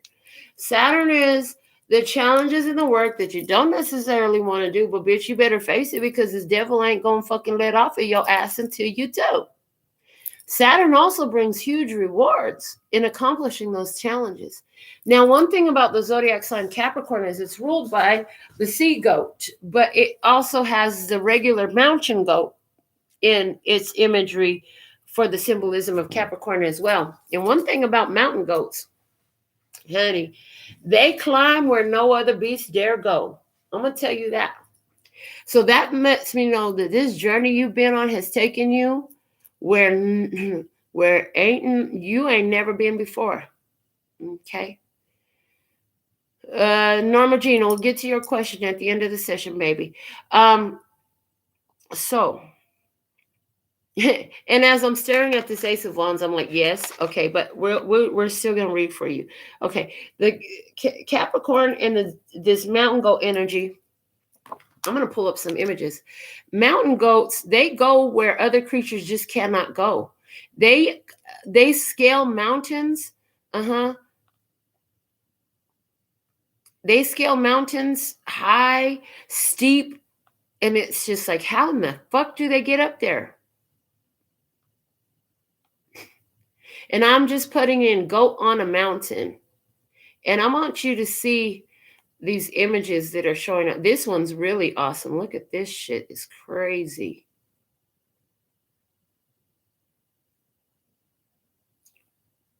Look at this. It's damn near a straight wall. I know it don't come that clear, but you get the idea. Let's see what else. Hold on a second.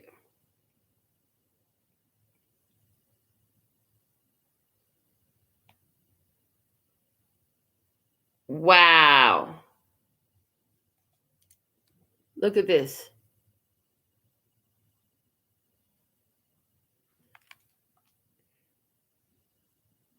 It says these 36 goats on a cliff don't know what fear is. And didn't we talk about fear? They don't know what fear is.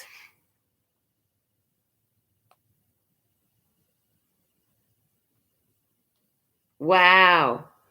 It's hard to see, but honey, look at this mountain. There is a goat standing right on top of it. It's tiny as fuck, but there's a goat standing right there on top of this. That means the goat climbed up all that. And I feel like that's you. You standing way up there because you scaled it. You climbed it. Wow, look at this. This looks like the freaking Hoover Dam. And there's goats right here on the wall. These little dots, those are goats climbing up that wall. Here you go. Look at this. They just chilling on the side of a wall. Just fucking chilling. Just standing on a wall. Yeah, it's normal for me to be standing vertically on this vertical ass wall. This is a crazy. Look at that, you guys. So this is you. You may be up against a fucking wall, honey. You may have felt like you were up against a... Oh, that's perfect. You saw yourself up against a wall for so long, but you conquered your fears. Those goats didn't show no fear. Honey, you had to get your whole devil energy on to overcome these challenges. You had to embrace your shadow. You had to let it become a power for you. The only way you could do it was acknowledge what it was and gain mastery over it. That's what this last 4 years has been about for you. That's what this experience has taught you. Moving on. The energy is still on the other side of the table. I am free and released from all current and past life traumas and karmic contracts from all time and space and dimensions. Praise. Somebody, you need to take a screenshot of those words right there. I am free and released from all current and past life traumas and karmic contracts from all time, space, and dimensions. Praise. This is, again, I feel like this is your energy. I feel like what we first spoke about was your masculine energy, and what we're talking about now is your feminine energy. For some of you, this is a person in your experience. Some of you are going to be meeting a divine counterpart who is going to come to you having gone through so much of this shadow work as well, and they will have freed themselves from all their traumas in their past life, karmic contracts, and all this junk, and they're in their power. And for some of you, it's a new person coming in. It's a new sexual partner coming in for you. For somebody, it's a Capricorn. For somebody, it's a Sagittarius. For somebody, it's a Taurus or a Libra. We have protection coming in here. All right. So if this is what's going on in your spiritual energy and your divine feminine energy, it serves as a protection to everything because you're in your power, in your spirit. I love this. Okay, protection. This is a person who is found that they are blessed, safe, and protected no matter what they choose in this physical experience. And I hear, and they're going to choose you. They're going to choose you. And they're going to be impressed by you. And they're going to love that you guys have both found this divine energy in yourself. This is awesome. Oh my God, how perfect is that? For our third round of trivia, wow, we have Buddha showing up. This person definitely likes to have their one spliff a day to keep the evils away. Somebody uses cannabis as a healing medicinal. And on that note, I think we'll light up. Yes. True or false? The term Buddha describes a major god figure of Buddhism. True or false?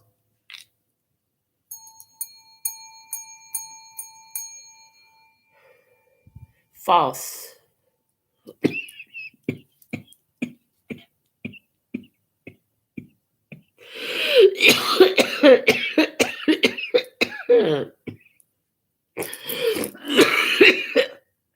Am I red as my shirt yet?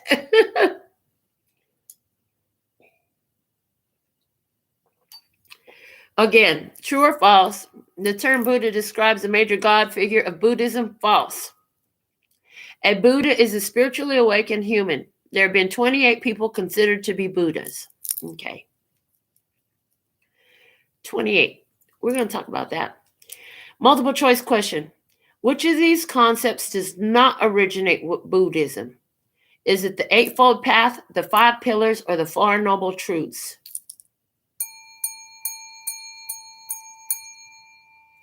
The five pillars does not originate with Buddha. The five pillars, five, a number of conflict and chaos. We're going to go into that some more.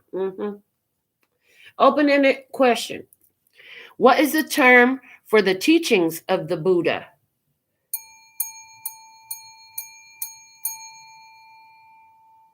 Dharma is the teachings of the Buddha. Okay. So, what am I getting about this Buddha? First off, Buddha is a spiritually awakened human. So, again, where you're attracting a new person into your life, you're attracting a spiritually awakened human. Where it's talking about you are so in tune with your spirit right now. You are so woke, honey. And you're coming into the greatest sense of peace ever, which leads us into the channeled messages I'm getting for the second question. The five pillars are not a concept of Buddhism. What are pillars? They're support systems, right? 5 is the number of conflict and challenges. Supporting conflict and challenges is not the Buddha way. It's not the way of the spiritually awakened human. You're not going to support challenges, okay? So some of you are having the realization, like, although you do care about Black lives and every other color lives, and there's a lot of shit that you care about, you're having this realization that even though that's true, that maybe it's not the best to participate in like protesting and trying to combat it in the physical plane. That somebody is realizing that you can do better good from a spiritual plane for your cause than you can getting out there and being in the middle of the chaos. Okay. And it's only because that Buddha way is not being honored there, in the sense of there's these external influences causing chaos at these events. Okay. So somebody's realizing, on the other side of the table, there's a person who's realizing that the more effective way to work is from spirit than from physical action. This person has been a very, they run at the devil in the physical. And what they're realizing is they need to run at the devil from the spiritual plane, not the physical plane so much. The devil in the physical plane wouldn't exist if the devil in the spiritual plane didn't exist. As above, so below. So somebody here is learning to influence major changes in their physical experience by working through their spirit, through the processes of spiritual evolution and empowerment and awakening, and the applications of the qualities of love and peace and happiness. All right. One of the concepts that does originate with Buddhism is the Eightfold Path. The other, the Four Noble Truths. Okay. The Eightfold Path and the Four Noble Truths. 4 and 8. 4 and 8. There's a lot there for me with that. See, I had my niece mostly until she was 4 years old. And then 4 years old was a breaking point. Now she's 8. From 4 to 8, I didn't see her. That's these 4 years for somebody. So did you not see somebody from 4 to 8? You didn't have communication with somebody from 4 to 8? Was it 4 years since your last relationship? There's something here about 4 years. Okay. Now I'm being guided to look these up. What is the Eightfold Path? One moment. What is the Eightfold Path from Buddhism?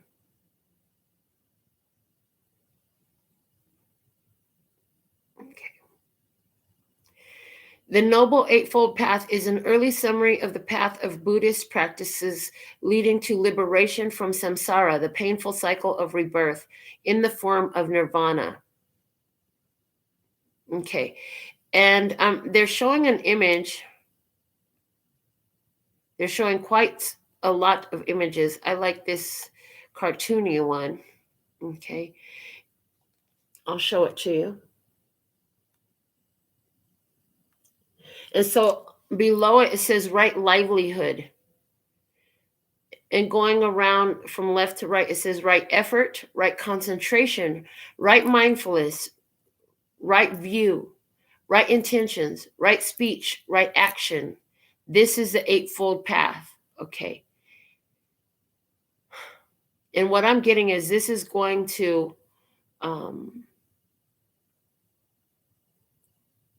elevate you to the next level. Okay. For somebody here, there's a strong message that when you come back for your next, I'm hearing there's no coming back for you. Like your soul has evolved beyond during this life, during the earth plane.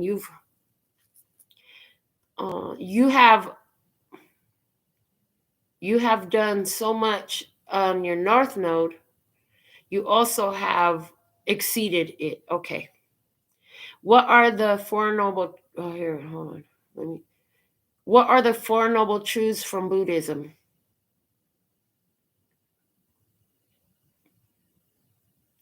In Buddhism, the Four Noble Truths are the truths of the noble ones. The truths are realities for the spiritually worthy ones. The Four Noble Truths. 1, life has inevitable suffering. 2, there is a cause to our suffering. 3, there is an end to suffering. 4, the end to suffering is contained in the Eightfold Path. So some of us didn't know we were being trained in the ways of Buddhism. Some of us did not know we were being trained in the ways of Buddhism our whole life. Now, something's coming to my mind, and a little bit more tea. This is deep ancestry tea.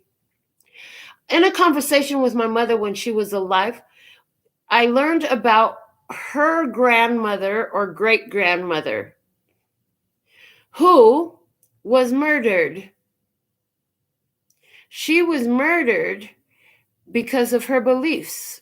At the time, they were converting the world to Christianity.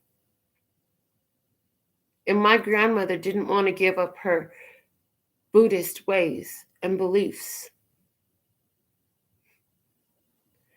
And from what my mother told me, she was taken to a cabin in the mountains in Korea in wintertime and locked inside, left to die. Now, interestingly enough,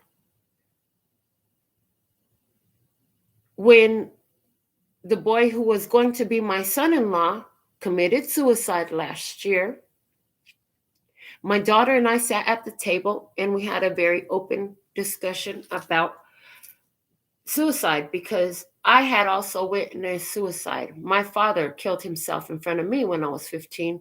You'll learn about that if you do the first homework video of the Transmuting Tragedy to Blessings. So you'll learn a little bit more about that. So here was a cycle repeating itself. Both my daughter and I witnessed suicide of very dear loved ones. Okay. So we started asking, why is this cycle here? What is this? And what came through was amazing. It was actually amazing. And somehow this is coming up now, because now I'm looking at the protection card. And what came through was, it goes back. It goes back. So the physical world teaches you that your family line is through your father's side. In the spiritual world, your family line is through your mother's side. Why do I know that? I can't tell you, but I know that. Oh, because of the divine feminine energy. Thank you. That's the intuitive nature. Okay, thank you. So she was in the cabin. And what I channeled through was, she was actually betrayed by a brother or a husband. There was a man in her life who betrayed her and gave her up. And that's how she ended up in her situation. So, and she tried to escape, but he wouldn't let her escape. He sought her. He could have left her in peace so many ways, but he did not. So she set an intention then and there, in her power, to protect her line. And anywhere, I'm hearing this differently today. Anywhere where her progeny were living the Eightfold Path to the best of their ability, honoring the Four Noble Truths to the best of their ability, and they were trying to escape from one that would do their harm, that they would be protected from the harm at all costs, that the harm would be unable to access them, even if this required that anyone trying to harm them would first harm themselves. They would be protected. And that's why there were these two suicides. So there was also that I heard, okay, that was from her human mind. That was her way of thinking. So where these men were more detrimental than beneficial, and the women made their moves to try to remove themselves from these situations, knowing that it was unhealthy for them to continue. But these men wouldn't leave these women alone. They left this earth by their own hand in order to protect these women. So there's something here, though, even deeper, because that was our experience, and that's what I saw, and then I received her meaning behind it. But the other thing I see here is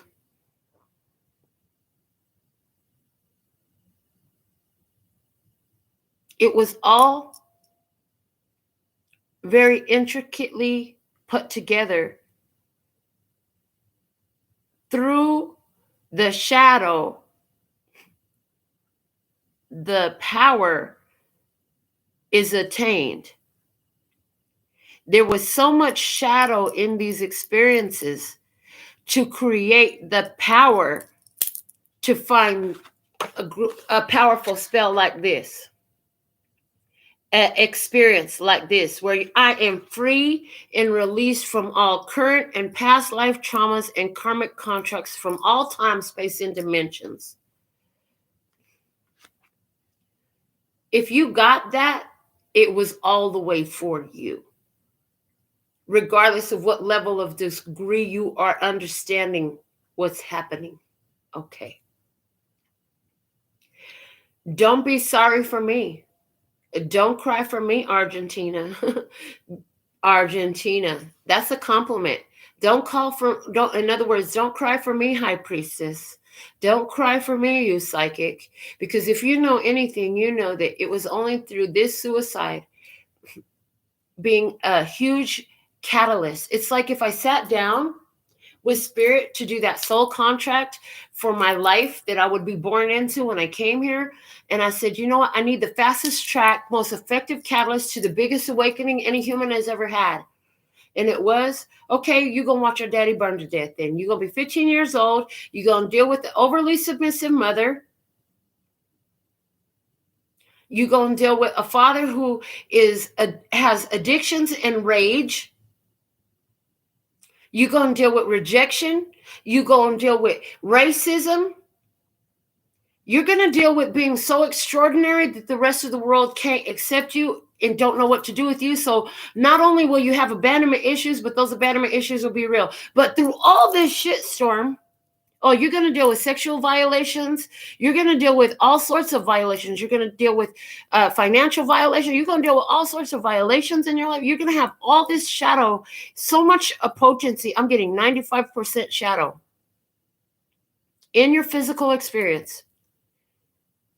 When you go, this is your soul path you're choosing for yourself, Melinda. When you go, this is what you asked for on this contract where you get to click the boxes and decide how much you're going to choose. You chose 95% shadow in your life to enter Earth with. You faded into 95% shadow according to the contract, okay? But what you did was you went through all that shadow and you overcame it every time. This is your Slumdog Millionaire life. Every past lifetime that you lived gave you skills and abilities that if you tapped into them and you touched that Akash, and I'm fucking snapping. Oh no, my nails are tapping. I'm like, I can't snap. What the hell is going on? Anyway. And that's it. You're snapping right through it. You didn't know you could snap. You have your own way of snapping. It's a little different than everybody else's snapping. You didn't even know you could do it. And here you are snapping right through all that 95% shadow to build all this power, to be a spiritually awakened being, to speak this out, to follow your own path. Others are coming to you because you have done this healing work. Somebody is coming into your experience who is very much in the energy like you are, like this. For someone, there's two coming in to meet each other on a perfect secret meeting that only God knows about with the High Priestess in the secret. There's a secret meeting about to take place. I got a meeting in the ladies' room. I'll be back real soon.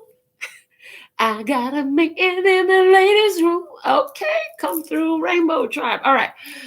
What you need to know most in this experience? What do we have at over 2 hours into our experience? We have the death card. What you need to know?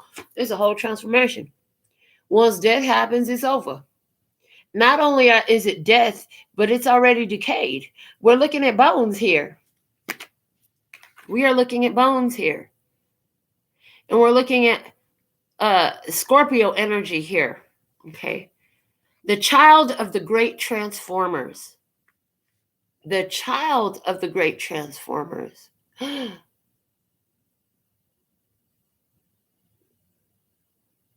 Okay, so two things. Transformers, the movies coming up. Okay. The child of the great transformers. You are the child of the great transformers. You will let go of so many mommy and daddy issues when you realize that your parents gave you a shitty ass life so you could come through and be the fucking most powerful being possible. Your life came with so much bullshit and you didn't have mommy and daddy in the way that they should have been there. But hey, you know what? They gave you a shitstorm, and through that shitstorm, you found your power. If you're not there yet, this is where you're heading. Okay, this is what this course is to help you do. Come into your power all the way, from all the stress, from all the drama, from all the pain, from every tear, from every violation, from every hurt, from every slur, from every slander, from every thievery, from everything that you went through. This is meant to transform you. I can transform you. I can transform you. Mm-hmm. Okay, that's what you need to know. That's why you want to watch a show. Working with my energy and working with my mentality is and becoming aware of more. All I'm doing is fucking creating awareness. I'm in my room by myself on YouTube, on a laptop, just creating awareness. You can pick it up and run with it or leave it where you found it. Some people clicked off as soon as they saw my face. They saw something in my face and they're like, oh, fuck that bitch. I don't watch what she got to say. I don't care. I really don't care. I'm concerned with who's here. You're the one that's supposed to be here. Your life is changing. Somebody, your life is changing. Did I do it for you? Fuck no, I didn't do it for you. Who did it for you? You did it for you. I can give it to you, but what you gonna do with it? I can give it to you, but what? God can give you everything. God did give you everything. What you been doing with it? Some of you are like, oh my God, finally, somebody that gets me as you're watching this video. If you feel that way, put some in the comments. Let me know, because I'm going to get that forever. Every time you come, I don't care how old this video is when you found it. Whenever you get in, you feel it, put it in the comments. That notification finna come through. I'm going to get all excited. It's going to be beautiful. And it's going to be, baby, seven months down the road. I got the 7 of Wands in my hand right here. They said, give me 7 months. Watch this show consistently, day and night, for 7 months. With all the information that comes through here. I love your face too, baby. If I knew what it looked like better, except for that little bitty picture. You know what we used to do back in the early days was we had the tribe and you guys could go on Facebook and post your picture. I should have kept that up. I think I deleted the post a long time ago. It was inactive. Instead of having faith in it, I think I deleted it. Anyways, the 7 of Wands. 7 of Wands, 7 weeks, 7 months. Give yourself 7 months, even for a week. If you watch it day and night for 1 week, they said, for 1 week will change your life. Okay. All right. So 7 of Wands. This is about standing your ground. It's about persistence. It is about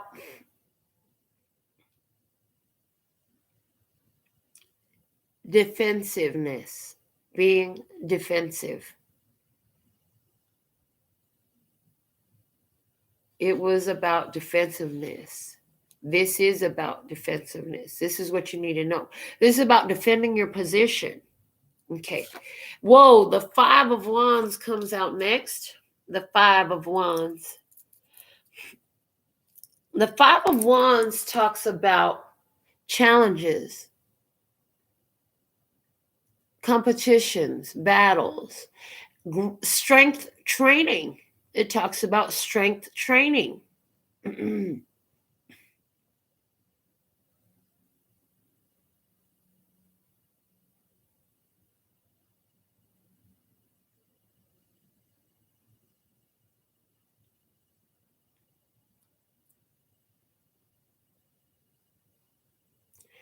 What you need to know. In 5 to 7 weeks, something here is going to be completely different, is one thing I'm getting.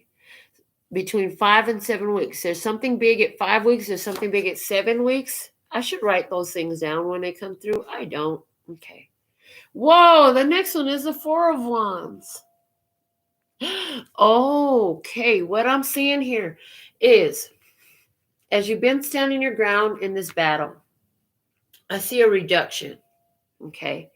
You were able to stand your ground real good. Then things got into a little bit of chaos, but because of your strength training, you saw it through. And there's a reduction to stability. 4 of Wands. Again, we're back to 4. Now we have all of the 4s are here. We have 4 4s on the table. 1 is in each position thus far. This is freaking amazing. In the clarifying deck. They're all in the clarifying deck. In your position, you had the 4 of Pentacles. In the situation, you had the 4 of Swords. On the other side of the table, you had the 4 of Cups. And what you need to know, you have the 4 of Wands. What you need to know, 4 of Wands. All this energy is aligning. All this heart chakra work is aligning you to. All this getting down to your foundations, dealing with your childhood issues. What was your foundation of your vibration? What was your baseline? That's another video I need to share. The baseline video. Oh my God, you guys are getting a bunch of homework videos to watch. I hope you have time where you can just listen. I really do. Because these messages are important here. And if you're taking this seriously and you really want to change your life, there's something here that can help you. And you've been asking for it and you didn't know where to find it. And your donations are appreciated. And every time you purchase the reading is appreciated, but it's not a requirement. Wrong playlist. What's this video I'm supposed to share now? Oh, shit. Oh, where is your baseline? Where is your baseline? I'm sharing it. It's from my old nail studio where I was for 11 years, you guys. And talk about a self-fulfilling prophecy. For about the last 9 years there, I said, you know what? They're going to tear this building down, but not before they pay me to move out. Nobody's going to ever have my polka dots again. So go watch that reading as well. It is a tarot reading. I look so cute, all in my feminine energy, looking like a straight up high priestess of light. Anyways, the Four of Wands. This is all aligning. I just fucking saw. Did I not tell you guys I'm not lose my fucking shit? Oh my God. Wow. The cards fell and I saw it. What you need to know is the payoff is here, baby. Yes, it's harvest season, honey. It's all worth it. The Four of Wands is celebrating a new foundation, a new beginning. I cannot make this up. You guys watch me shuffle the cards. You watch me deal out the cards. They've been sitting there. You've seen it right here. I mentioned the card. I told you I was seeing this card. I love it when you come through the way you do. You're always here. I know you don't need to come through. I know you're always here. But I love it when you come through my vocals. You know what I'm saying? Come through, come through. Four of Wands. You guys, the Four of Wands. I'm so glad I said it. They said, how many times did you not say it? And we told you to say it and you didn't say it. And then you missed that awesome moment where you realize that you listen to your intuition. And really, that's all you celebrate, is that you're listening to your intuition.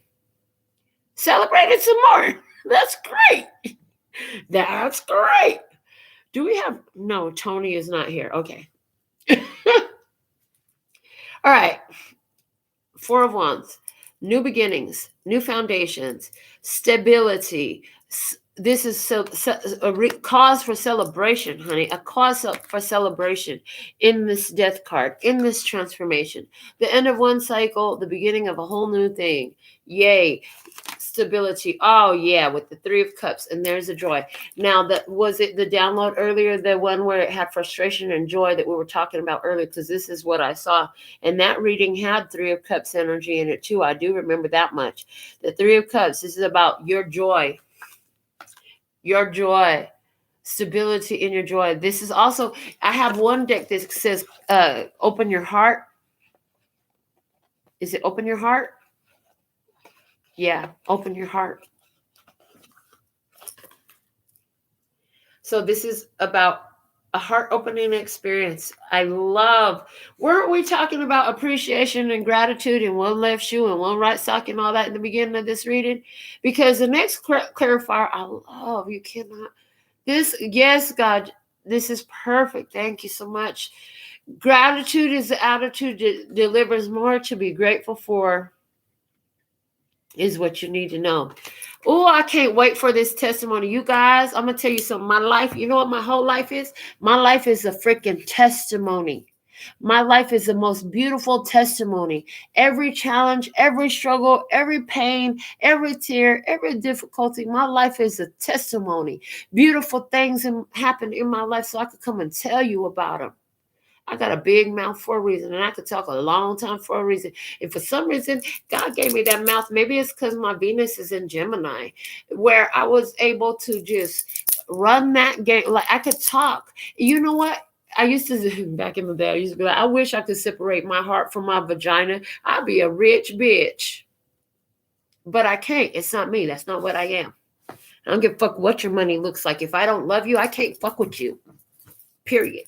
If I don't like your face, I can't even look at you to try to find out if I love you. I like what I like for a reason. It's all divine, people. Oh my goodness. Okay. So gratitude is attitude that delivers more to be grateful for. With the death card, the 3 of cups, 4 of wands, 5 of wands, 7 of wands. Okay. And then the payoff was here. Whoa. The payoff. We've seen this coming. Honey, what you need to know is payoff season is in progress. And I hear love season is in progress. Girl, don't stress. Love like a furnace on fire. Let the how's it go? Let the something take you higher. Anyways, you know what I'm saying. If you know the song, it's J Boog. It's called Love Season. Go check that out. If you like the Evils, you'll probably like Love Season 2. J Boog got it going on. Anyways, got that island vibe. Okay, Apple Watch is showing up in what you need to know. Apple Watch. It's time. I heard it's time. It's time. I'm also getting new technology. I'm also getting new day. This ain't. I'm getting. It's like level up energy, because when I hold the Apple Watch and I said it's time, I saw the old school watches, you know, the wind up ones. You guys, my favorite. I haven't really worn watches since I was a child. What do I need a watch for? It's always the time on my phone. I've been thinking about getting a watch lately, but when I was a kid, I used to have the Disney watch. It was goofy with the backward. It was a backwards watch. Everybody thought it was so cool. Oh my God.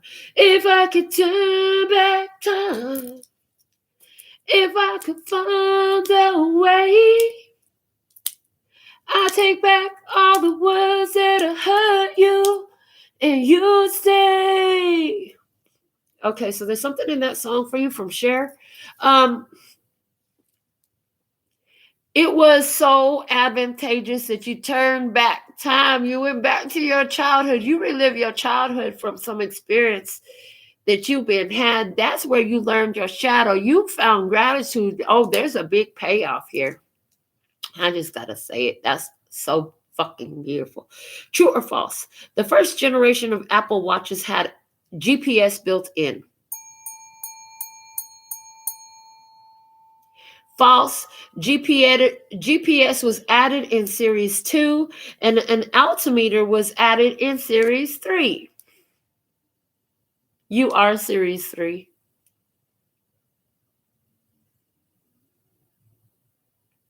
You have the GPS, you have the altimeter, and you're a freaking Apple Watch. What does the Apple Watch allow you to do? First off, the Apple Watch connects to the iPhone, which is a communication device.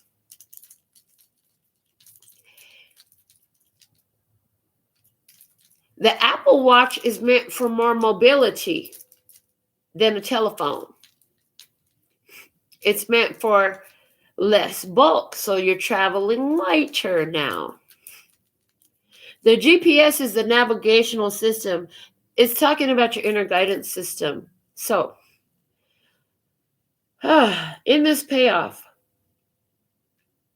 the first, you realize you're an Apple Watch. You had abilities that other watches didn't have. There's something about Adam and the apple at this time, in the Adam's apple. I don't know why, but it's here. Okay. Adam and Eve energy on the table with this Apple Watch. The first one, you realize your Apple Watch, you have abilities the other watches don't have. You're a new model. You're a new technology. Okay, there's new technology here. In the second series of it, the GPS was added. So in the second stage of your spiritual development, you learned about your inner guidance system, how to check yourself before you wreck yourself. That's why you're living your whole life this way now. In the series 3, there is the altimeter. The altimeter allows you to know what your altitude is, how high is your frequency, how high is your vibration. You're using more awareness of how high your vibration is. Okay. Lovely. I love it. That's what you need to know. For someone here, you can identify what stages ones are at in this. Are they in the realizing of their powers, their core their core nature, that they are divine? Are they still in that phase? Okay. Are they in the phase of learning that they are, their emotions serve as a navigational system through life? That's a phase. Or are they at the place of feeling out and being in tune with the frequency and the vibration of a situation? All different phases, all Apple Watches. There's what you need to know. There's something here about honoring, hey, Series 1 Apple Watch is just a Series 1 Apple Watch. It's going to do what a Series 1 Apple Watch does. Some of these people are Series 2 Apple Watches. They understand they got abilities that these other watches ain't got. They understand their inner guidance system, but they don't have the altimeter yet. And some of us are Apple Series 3 watches. We have the altimeter, the GPS, and yeah, we clearly know we're Apple Watches. Okay. Multiple choice question. Which one of these companies produced an Apple Watch model? Was it Cartier, Hermit, or Swatch?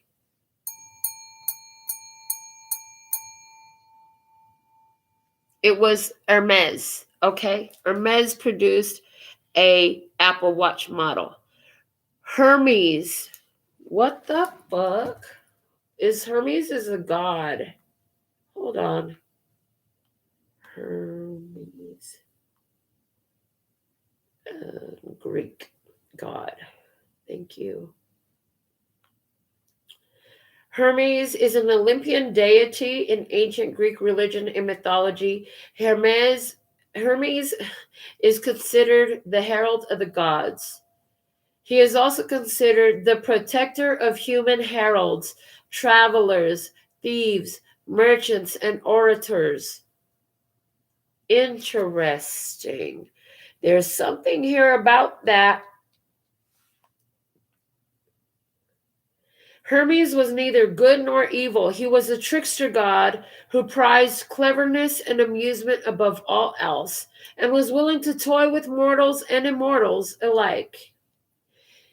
Interesting. So there's something here about you being able to toy with mortals and immortals alike, and it's not about good or bad. It's about balance. First off, we've been talking a lot about that lately as well. And it's also about cleverness, okay? And right now in Las Vegas, it's 5:55 a.m., people. 5:55 a.m. And so the changes that are happening in your life when angel number 5555 shows up are beneficial and spiritually guided. Wonderful. Many changes in your life is what you need to know. Who was the CEO of Apple that introduced the watch?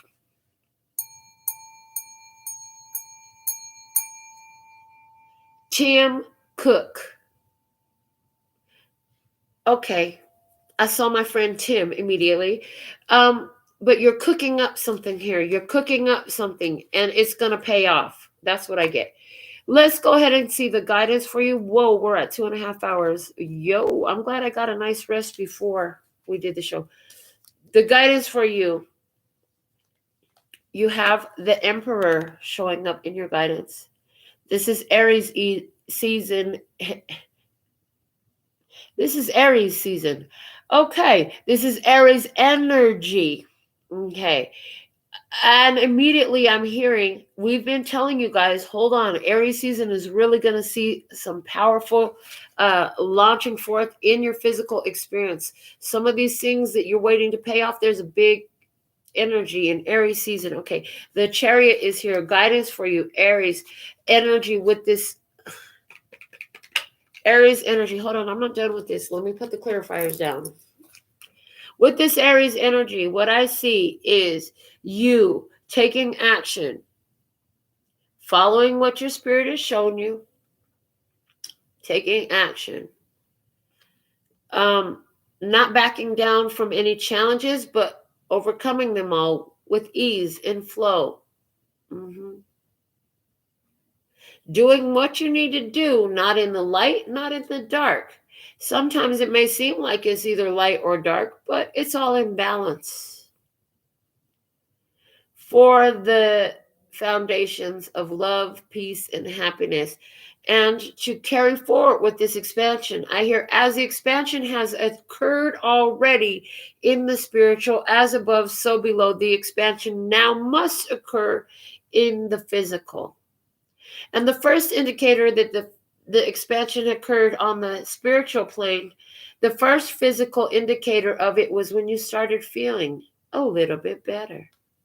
You started feeling a little bit better. This was the first indicator of that expansion that you had spiritually. Now in your physical, it's showing up with the energy of expansion. It's time to take action. Okay. This is the divine masculine energy, which is the embodiment of all the kings. And the kings are an active energy.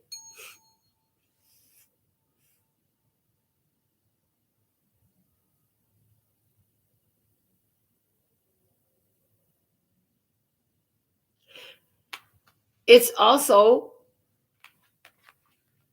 where life is going to present you with opportunities to grow and expand what matters to you. What will you put that effort towards? Some of you are getting a big payoff. What will, because remember, and here we have, fuck, wow, another 4 on the table. Immediately, they're like, it's another 4. It's the major arcana and it's from the opposite deck. Yeah, so far it was about building stability in your physical, in your thoughts, in your emotions, and in your actions, in your personal physical. Once you've got that, this alignment of energy is showing me that now you command power in your physical world. That power that you've been gaining, gathering, mustering, growing, harnessing, mastering, you're able to do in this physical world with them effectively in the 3D experience. This is the guidance. I'm hearing and act accordingly. Okay. Aries season is coming up. For somebody here, there's an Aries person in your experience coming up, or a divine masculine person in your experience coming up. The Emperor is also authority. The deck calls it the Son of the Morning. Son of the Morning. We had the Child of the Great Transformers. Now it's the Son of the Morning. Sun, S-O-N, spelled on the card. Son of the Morning. Morning and S-O-N makes me think of the sun, S-U-N.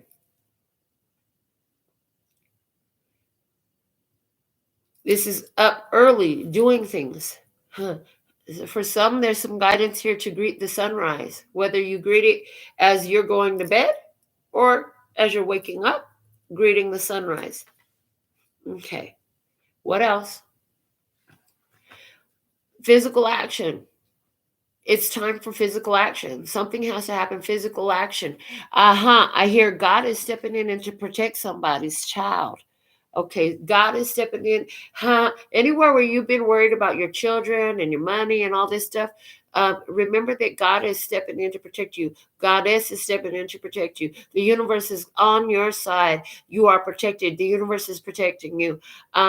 Your higher self is protecting you. Your future self is protecting you. Your past self has protected you. Remember that everything that you've lived has been your Slumdog Millionaire answers. Your experiences. You got all the answers to the current challenge from your shitty ass experiences. And they're showing me the shitty ass experience the kid had when in Slumdog Millionaire, when he fell into the porta potty trying to get an autograph from which famous singer, that this, that, and the other. Yeah. And he knew exactly who it was because he met the person. And he stank like shit, and he got to get the guy's autograph because nobody would come around him because he had jumped out of a porta potty to get this dude's autograph. And he was the only one that got it. And his friend that locked him in there, oh God, his friend that locked him in there was like, what? It was his brother, I think. It was his brother. Anyways, all right. There's something here about when the authorities come asking questions, you've got the right answers because of your slumdog millionaire experience. Okay, so whether this is God is coming up to you and it's some sort of like what the Bible calls judgment day energy, where it's like, so for some of you, there's this idea here of God asking you. I hear when you meet your judgment day, you're going to have all the right answers to say. Okay, there's something here about that. And so is this judgment day with your boss at work? Is this judgment day with your husband? Is this judgment day with meeting a new person in your life and knowing how to navigate that experience? Either way, you've got all the right answers. You've got all the solutions from your Slumdog Millionaire experience.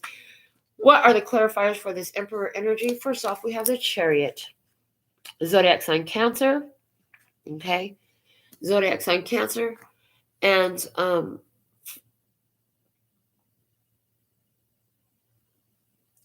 Cancer is ruled by the moon. Is that correct?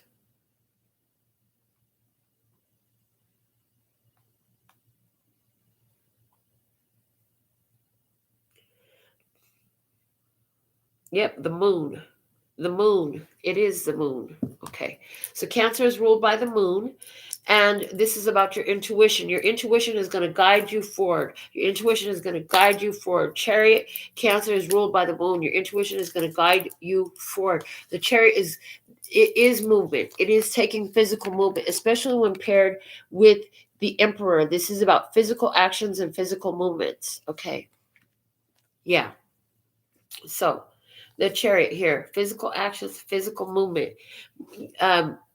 And it's a victory road, okay? You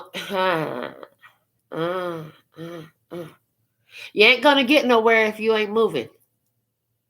So now you're getting somewhere. Okay, let's see. The Chariot. And the next one is the Page of Wands. Good news. Good news. A new adventure awaits you. Go ahead and have this new adventure.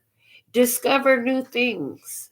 Learn new things. It's time to learn new things. You let go, you moved on, it's time to learn new things. The Nine of Wands. The Nine of Wands. The Nine of Wands. I'm getting a helpful person. A helpful person. Chiron the Wounded Healer. Okay. Chiron the Wounded Healer. You've been through a lot of pains, but you learned new things through these experiences. Okay. There's something here about that. Hold on. Let's see what else is here. The Nine of Pentacles. I love. That's perfect. We have another.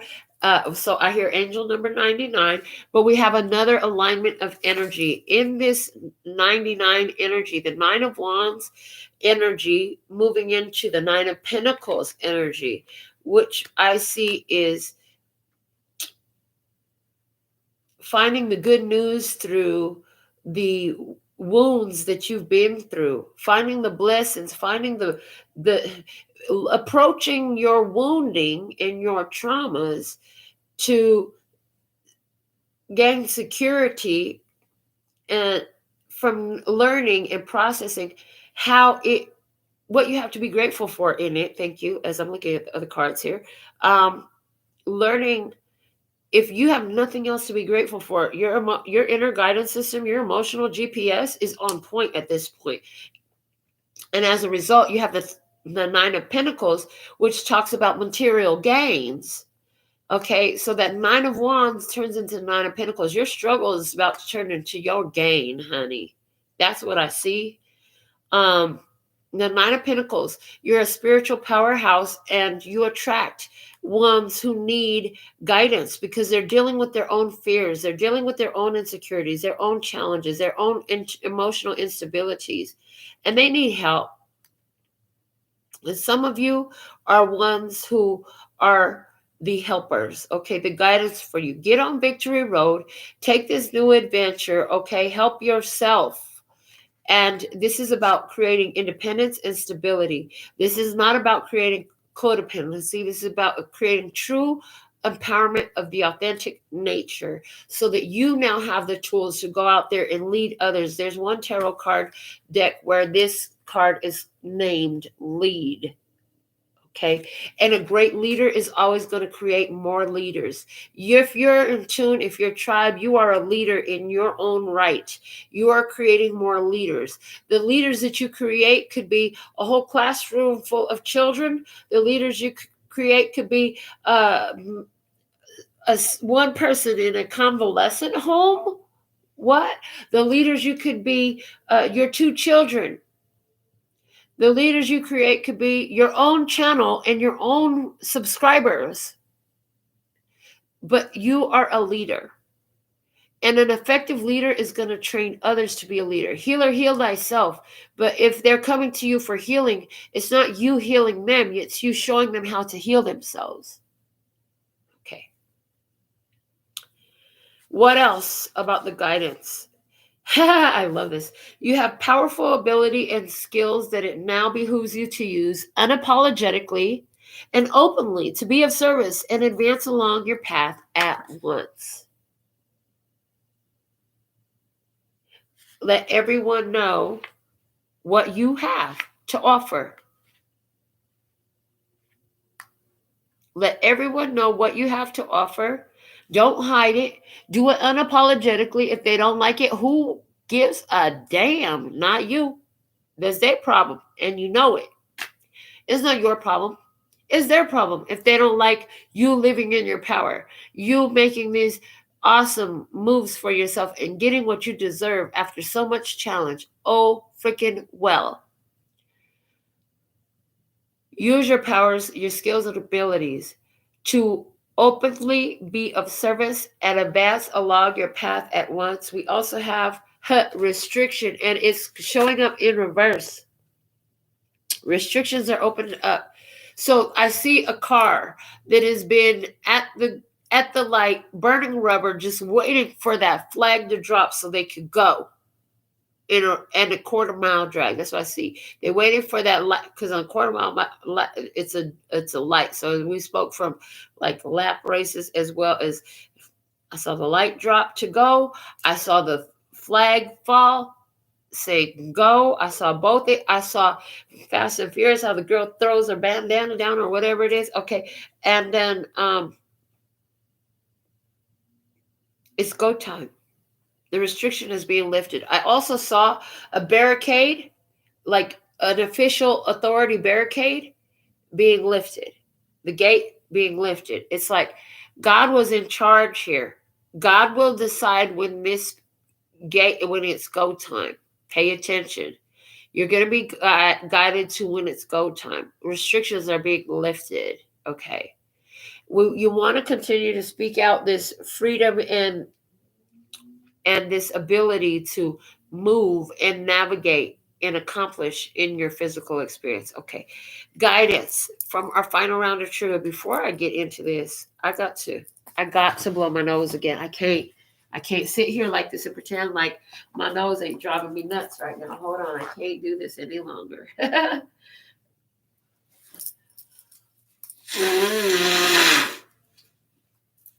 Sorry, y'all got to hear that, but hey, that's the price you got to pay to watch a show.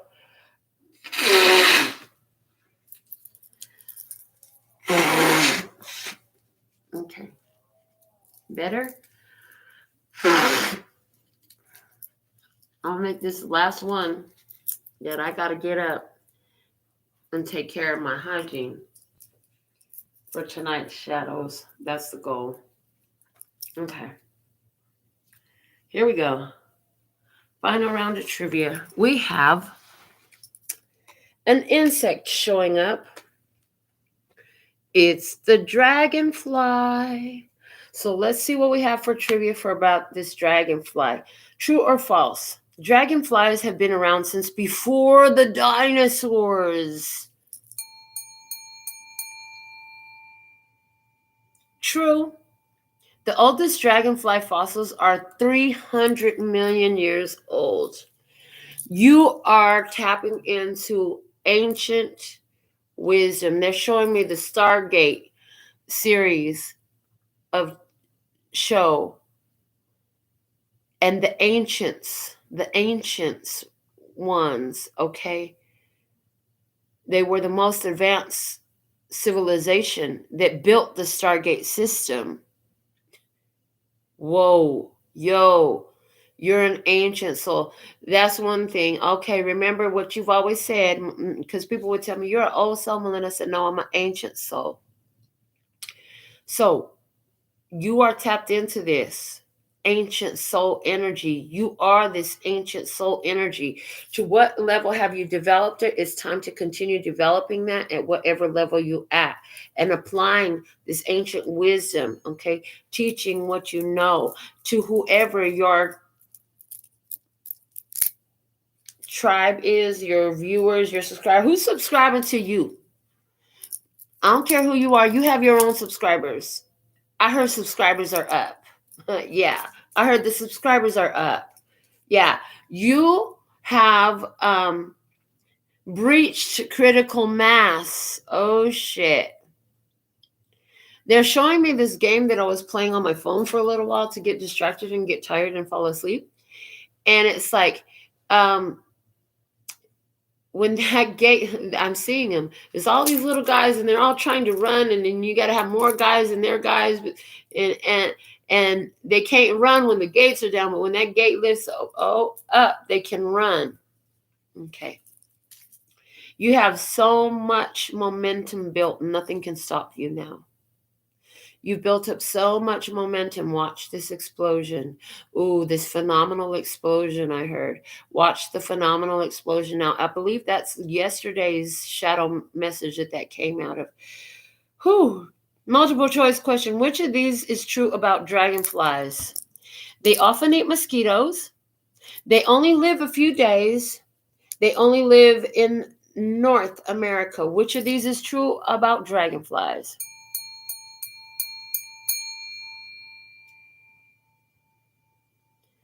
They often eat mosquitoes is true about dragonflies. Mosquitoes are fucking little tiny miniature vampires. Vampire energies. They eat them. Guidance. Honey, you know what these fucking vampire energies are. Eat through that shit. Don't even let that shit get past it. Okay, and now the poem. Oh my God. You guys. Oh my God, you guys. So I posted this on my personal Instagram. And if you're interested in looking at my social media links, like they're all below the video, check it out. But on my personal Instagram, I had to post it. I was at the store and they had Shel Silverstein's Where the Sidewalk Ends, and there's the poem. Have you heard of Tiny Melinda May? What you don't know is my maiden name was Mays, which is M-A-E. The only letter that's missing is the S. Have you heard of Tiny Melinda May, who ate a monstrous whale? She thought she could. She said she would. So she started in right at the tail. And everyone said, you're much too small. But that didn't bother Melinda at all. She took little bites and she chewed very slow, just like a good girl should. And in 89 years, she ate that whale because she said she would. There's a poem with my name on it. And when I found it now as the spiritually awakened adult, what I got was, this was me with that 95% shadow experience. Wow. They often eat mosquitoes. Dragonflies often eat mosquitoes. Mosquitoes coming through as vampiric energies. You could get through all these vampiric energies. You know what they are. You got all the correct indicators. Alarm system set up in your spiritual energy and in your physical vessel has them all. You're functioning with them.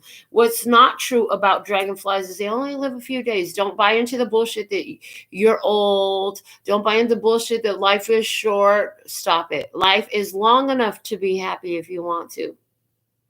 You know, the saying in the world is quite opposite of that. You know which saying I'm talking about? I'm not even going to utter it. Because from my lips to God's ears, life is long enough to be happy if you want to. Let's all make that a practice, that we do that. Instead of every time somebody says that stupid ass saying that they've been pronouncing as a curse upon their life, what if all of us started a new trend? And every time somebody said that, we told them, actually, life is long enough to be happy if you want to. And then everybody in the world started saying that instead of the other. You know, the one about shortness.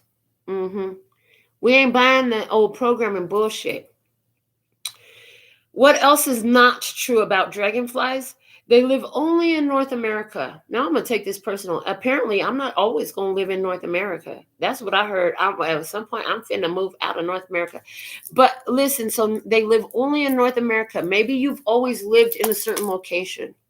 Maybe you're not always going to be there. And now what's coming through as I'm talking about this is just because you were born in the shit don't mean you have to stay in the shit, Melinda. You can get up and clean yourself up and move on. My mama going off on me from spirit. I love you, baby. I love you, mommy. Open-ended question. What is the name for dragonfly larvae?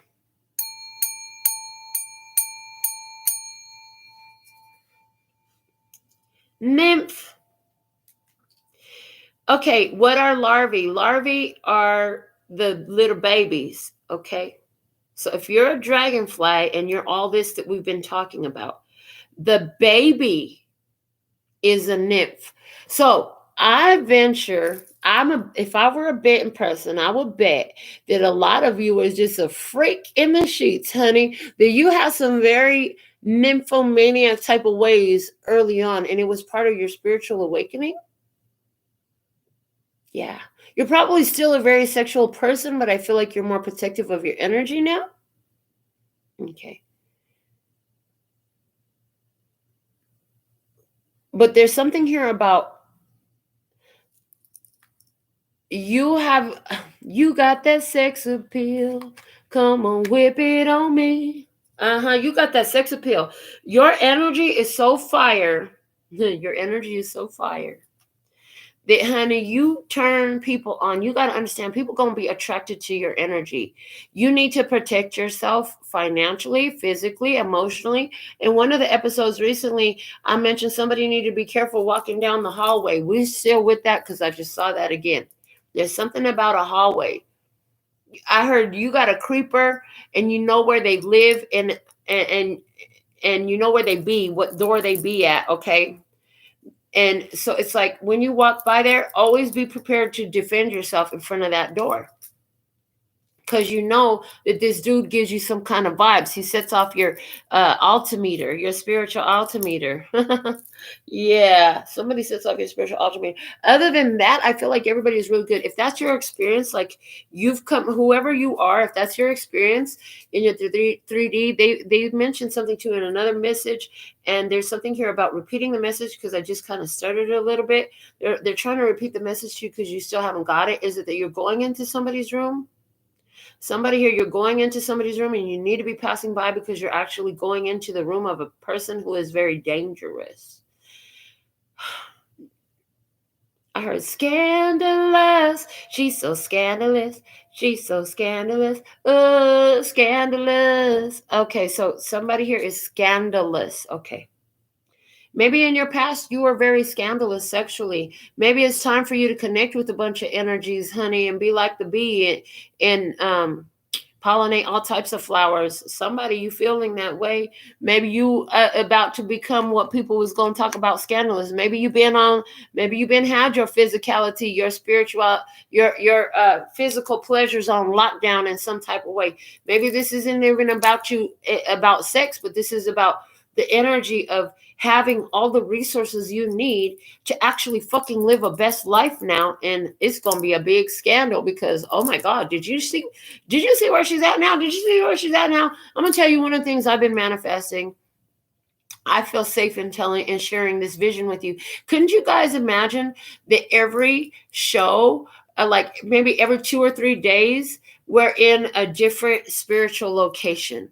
And we're channeling the messages at these sacred sites around the earth, in these beautiful locations out in nature. Like, what would it take for that to happen? Because that's a vision that I've had for this show for a long time, to be able to travel to Earth's most beautiful places and show you some of the things up live in person on the show while we're channeling about that shit. Oh my God, I love the feel of it. Okay, so you get the idea?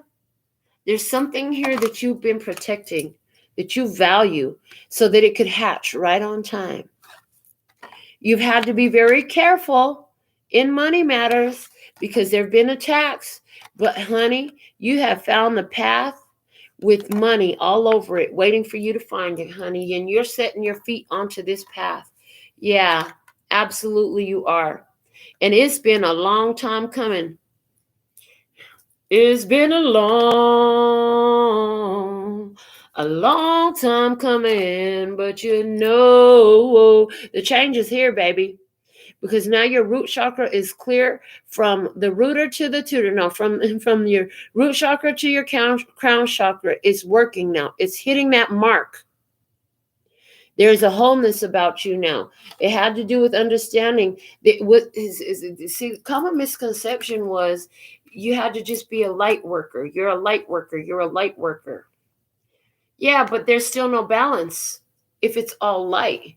It cannot be, without the darkness, there's no light. Without the light, there's no darkness. Okay. But this awareness of the light and the dark, if you choose to focus on the dark, it takes you in a whole place, and you've learned about that place, and you're like, oh, it feels better when I can see. And yeah, a little bit of shade is nice while I'm here. So it's about using the balance of the light and the dark in your life.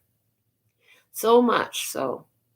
I see beautiful opportunities coming your way for growth and expansion. So many major arcanas in your reading tonight. Of the main spread from the Hermetic Tarot, the only card that was not a major arcana is what's the external influence. So it was the Ace of Wands. And with that is talking about, for a lot of you, your divine feminine energy being in power. We talked about that. Every other position was all major arcanas, which is letting me know that spirit is most involved in everything happening in your life. So if you don't know nothing else, know that you're good. The time for playfulness is here. It's time for you to have fun. How can you play more in these energies and enjoy what you have? That was not even talked about that much during the session, but it was our first card. Okay. And the bottom of the deck was talking about temporary problems. Remember that any problems that came your way were just temporary, like a cloud passing. Yeah. What a beautiful reading we've had tonight. I have a personal question to answer here for Norma Jean, and then that will be the end of our reading. We've concluded our free timeless channel tarot message. I don't remember the last time I read for 3 hours straight. You guys, it didn't even feel like it. What a beautiful message. Yes, beautiful. So let me go back up here and get to Norma Jean's question. Let's see what we have for Norma Jean. If you stuck with me to the end, put it in there. What is it? I am free. Thank you. I am free. Put it, I am free, in the comments. Hashtag I am free. All right. Norma Jean, will they let me back in Big O? I just got banned. What the heck? What you do? Did you tell somebody the truth about themselves, girl? I done told you about telling folks the truth about themselves. Hold on. Let me get a deck for you, baby. All right. The Eye of Love Tarot for Norma Jean. Will they let Norma Jean back in Big O? Will they let Norma Jean back in Big O? What is Big O? Tell me more. I'm curious now. All right. What do we have for Norma Jean? Please and thank you. Soplalo.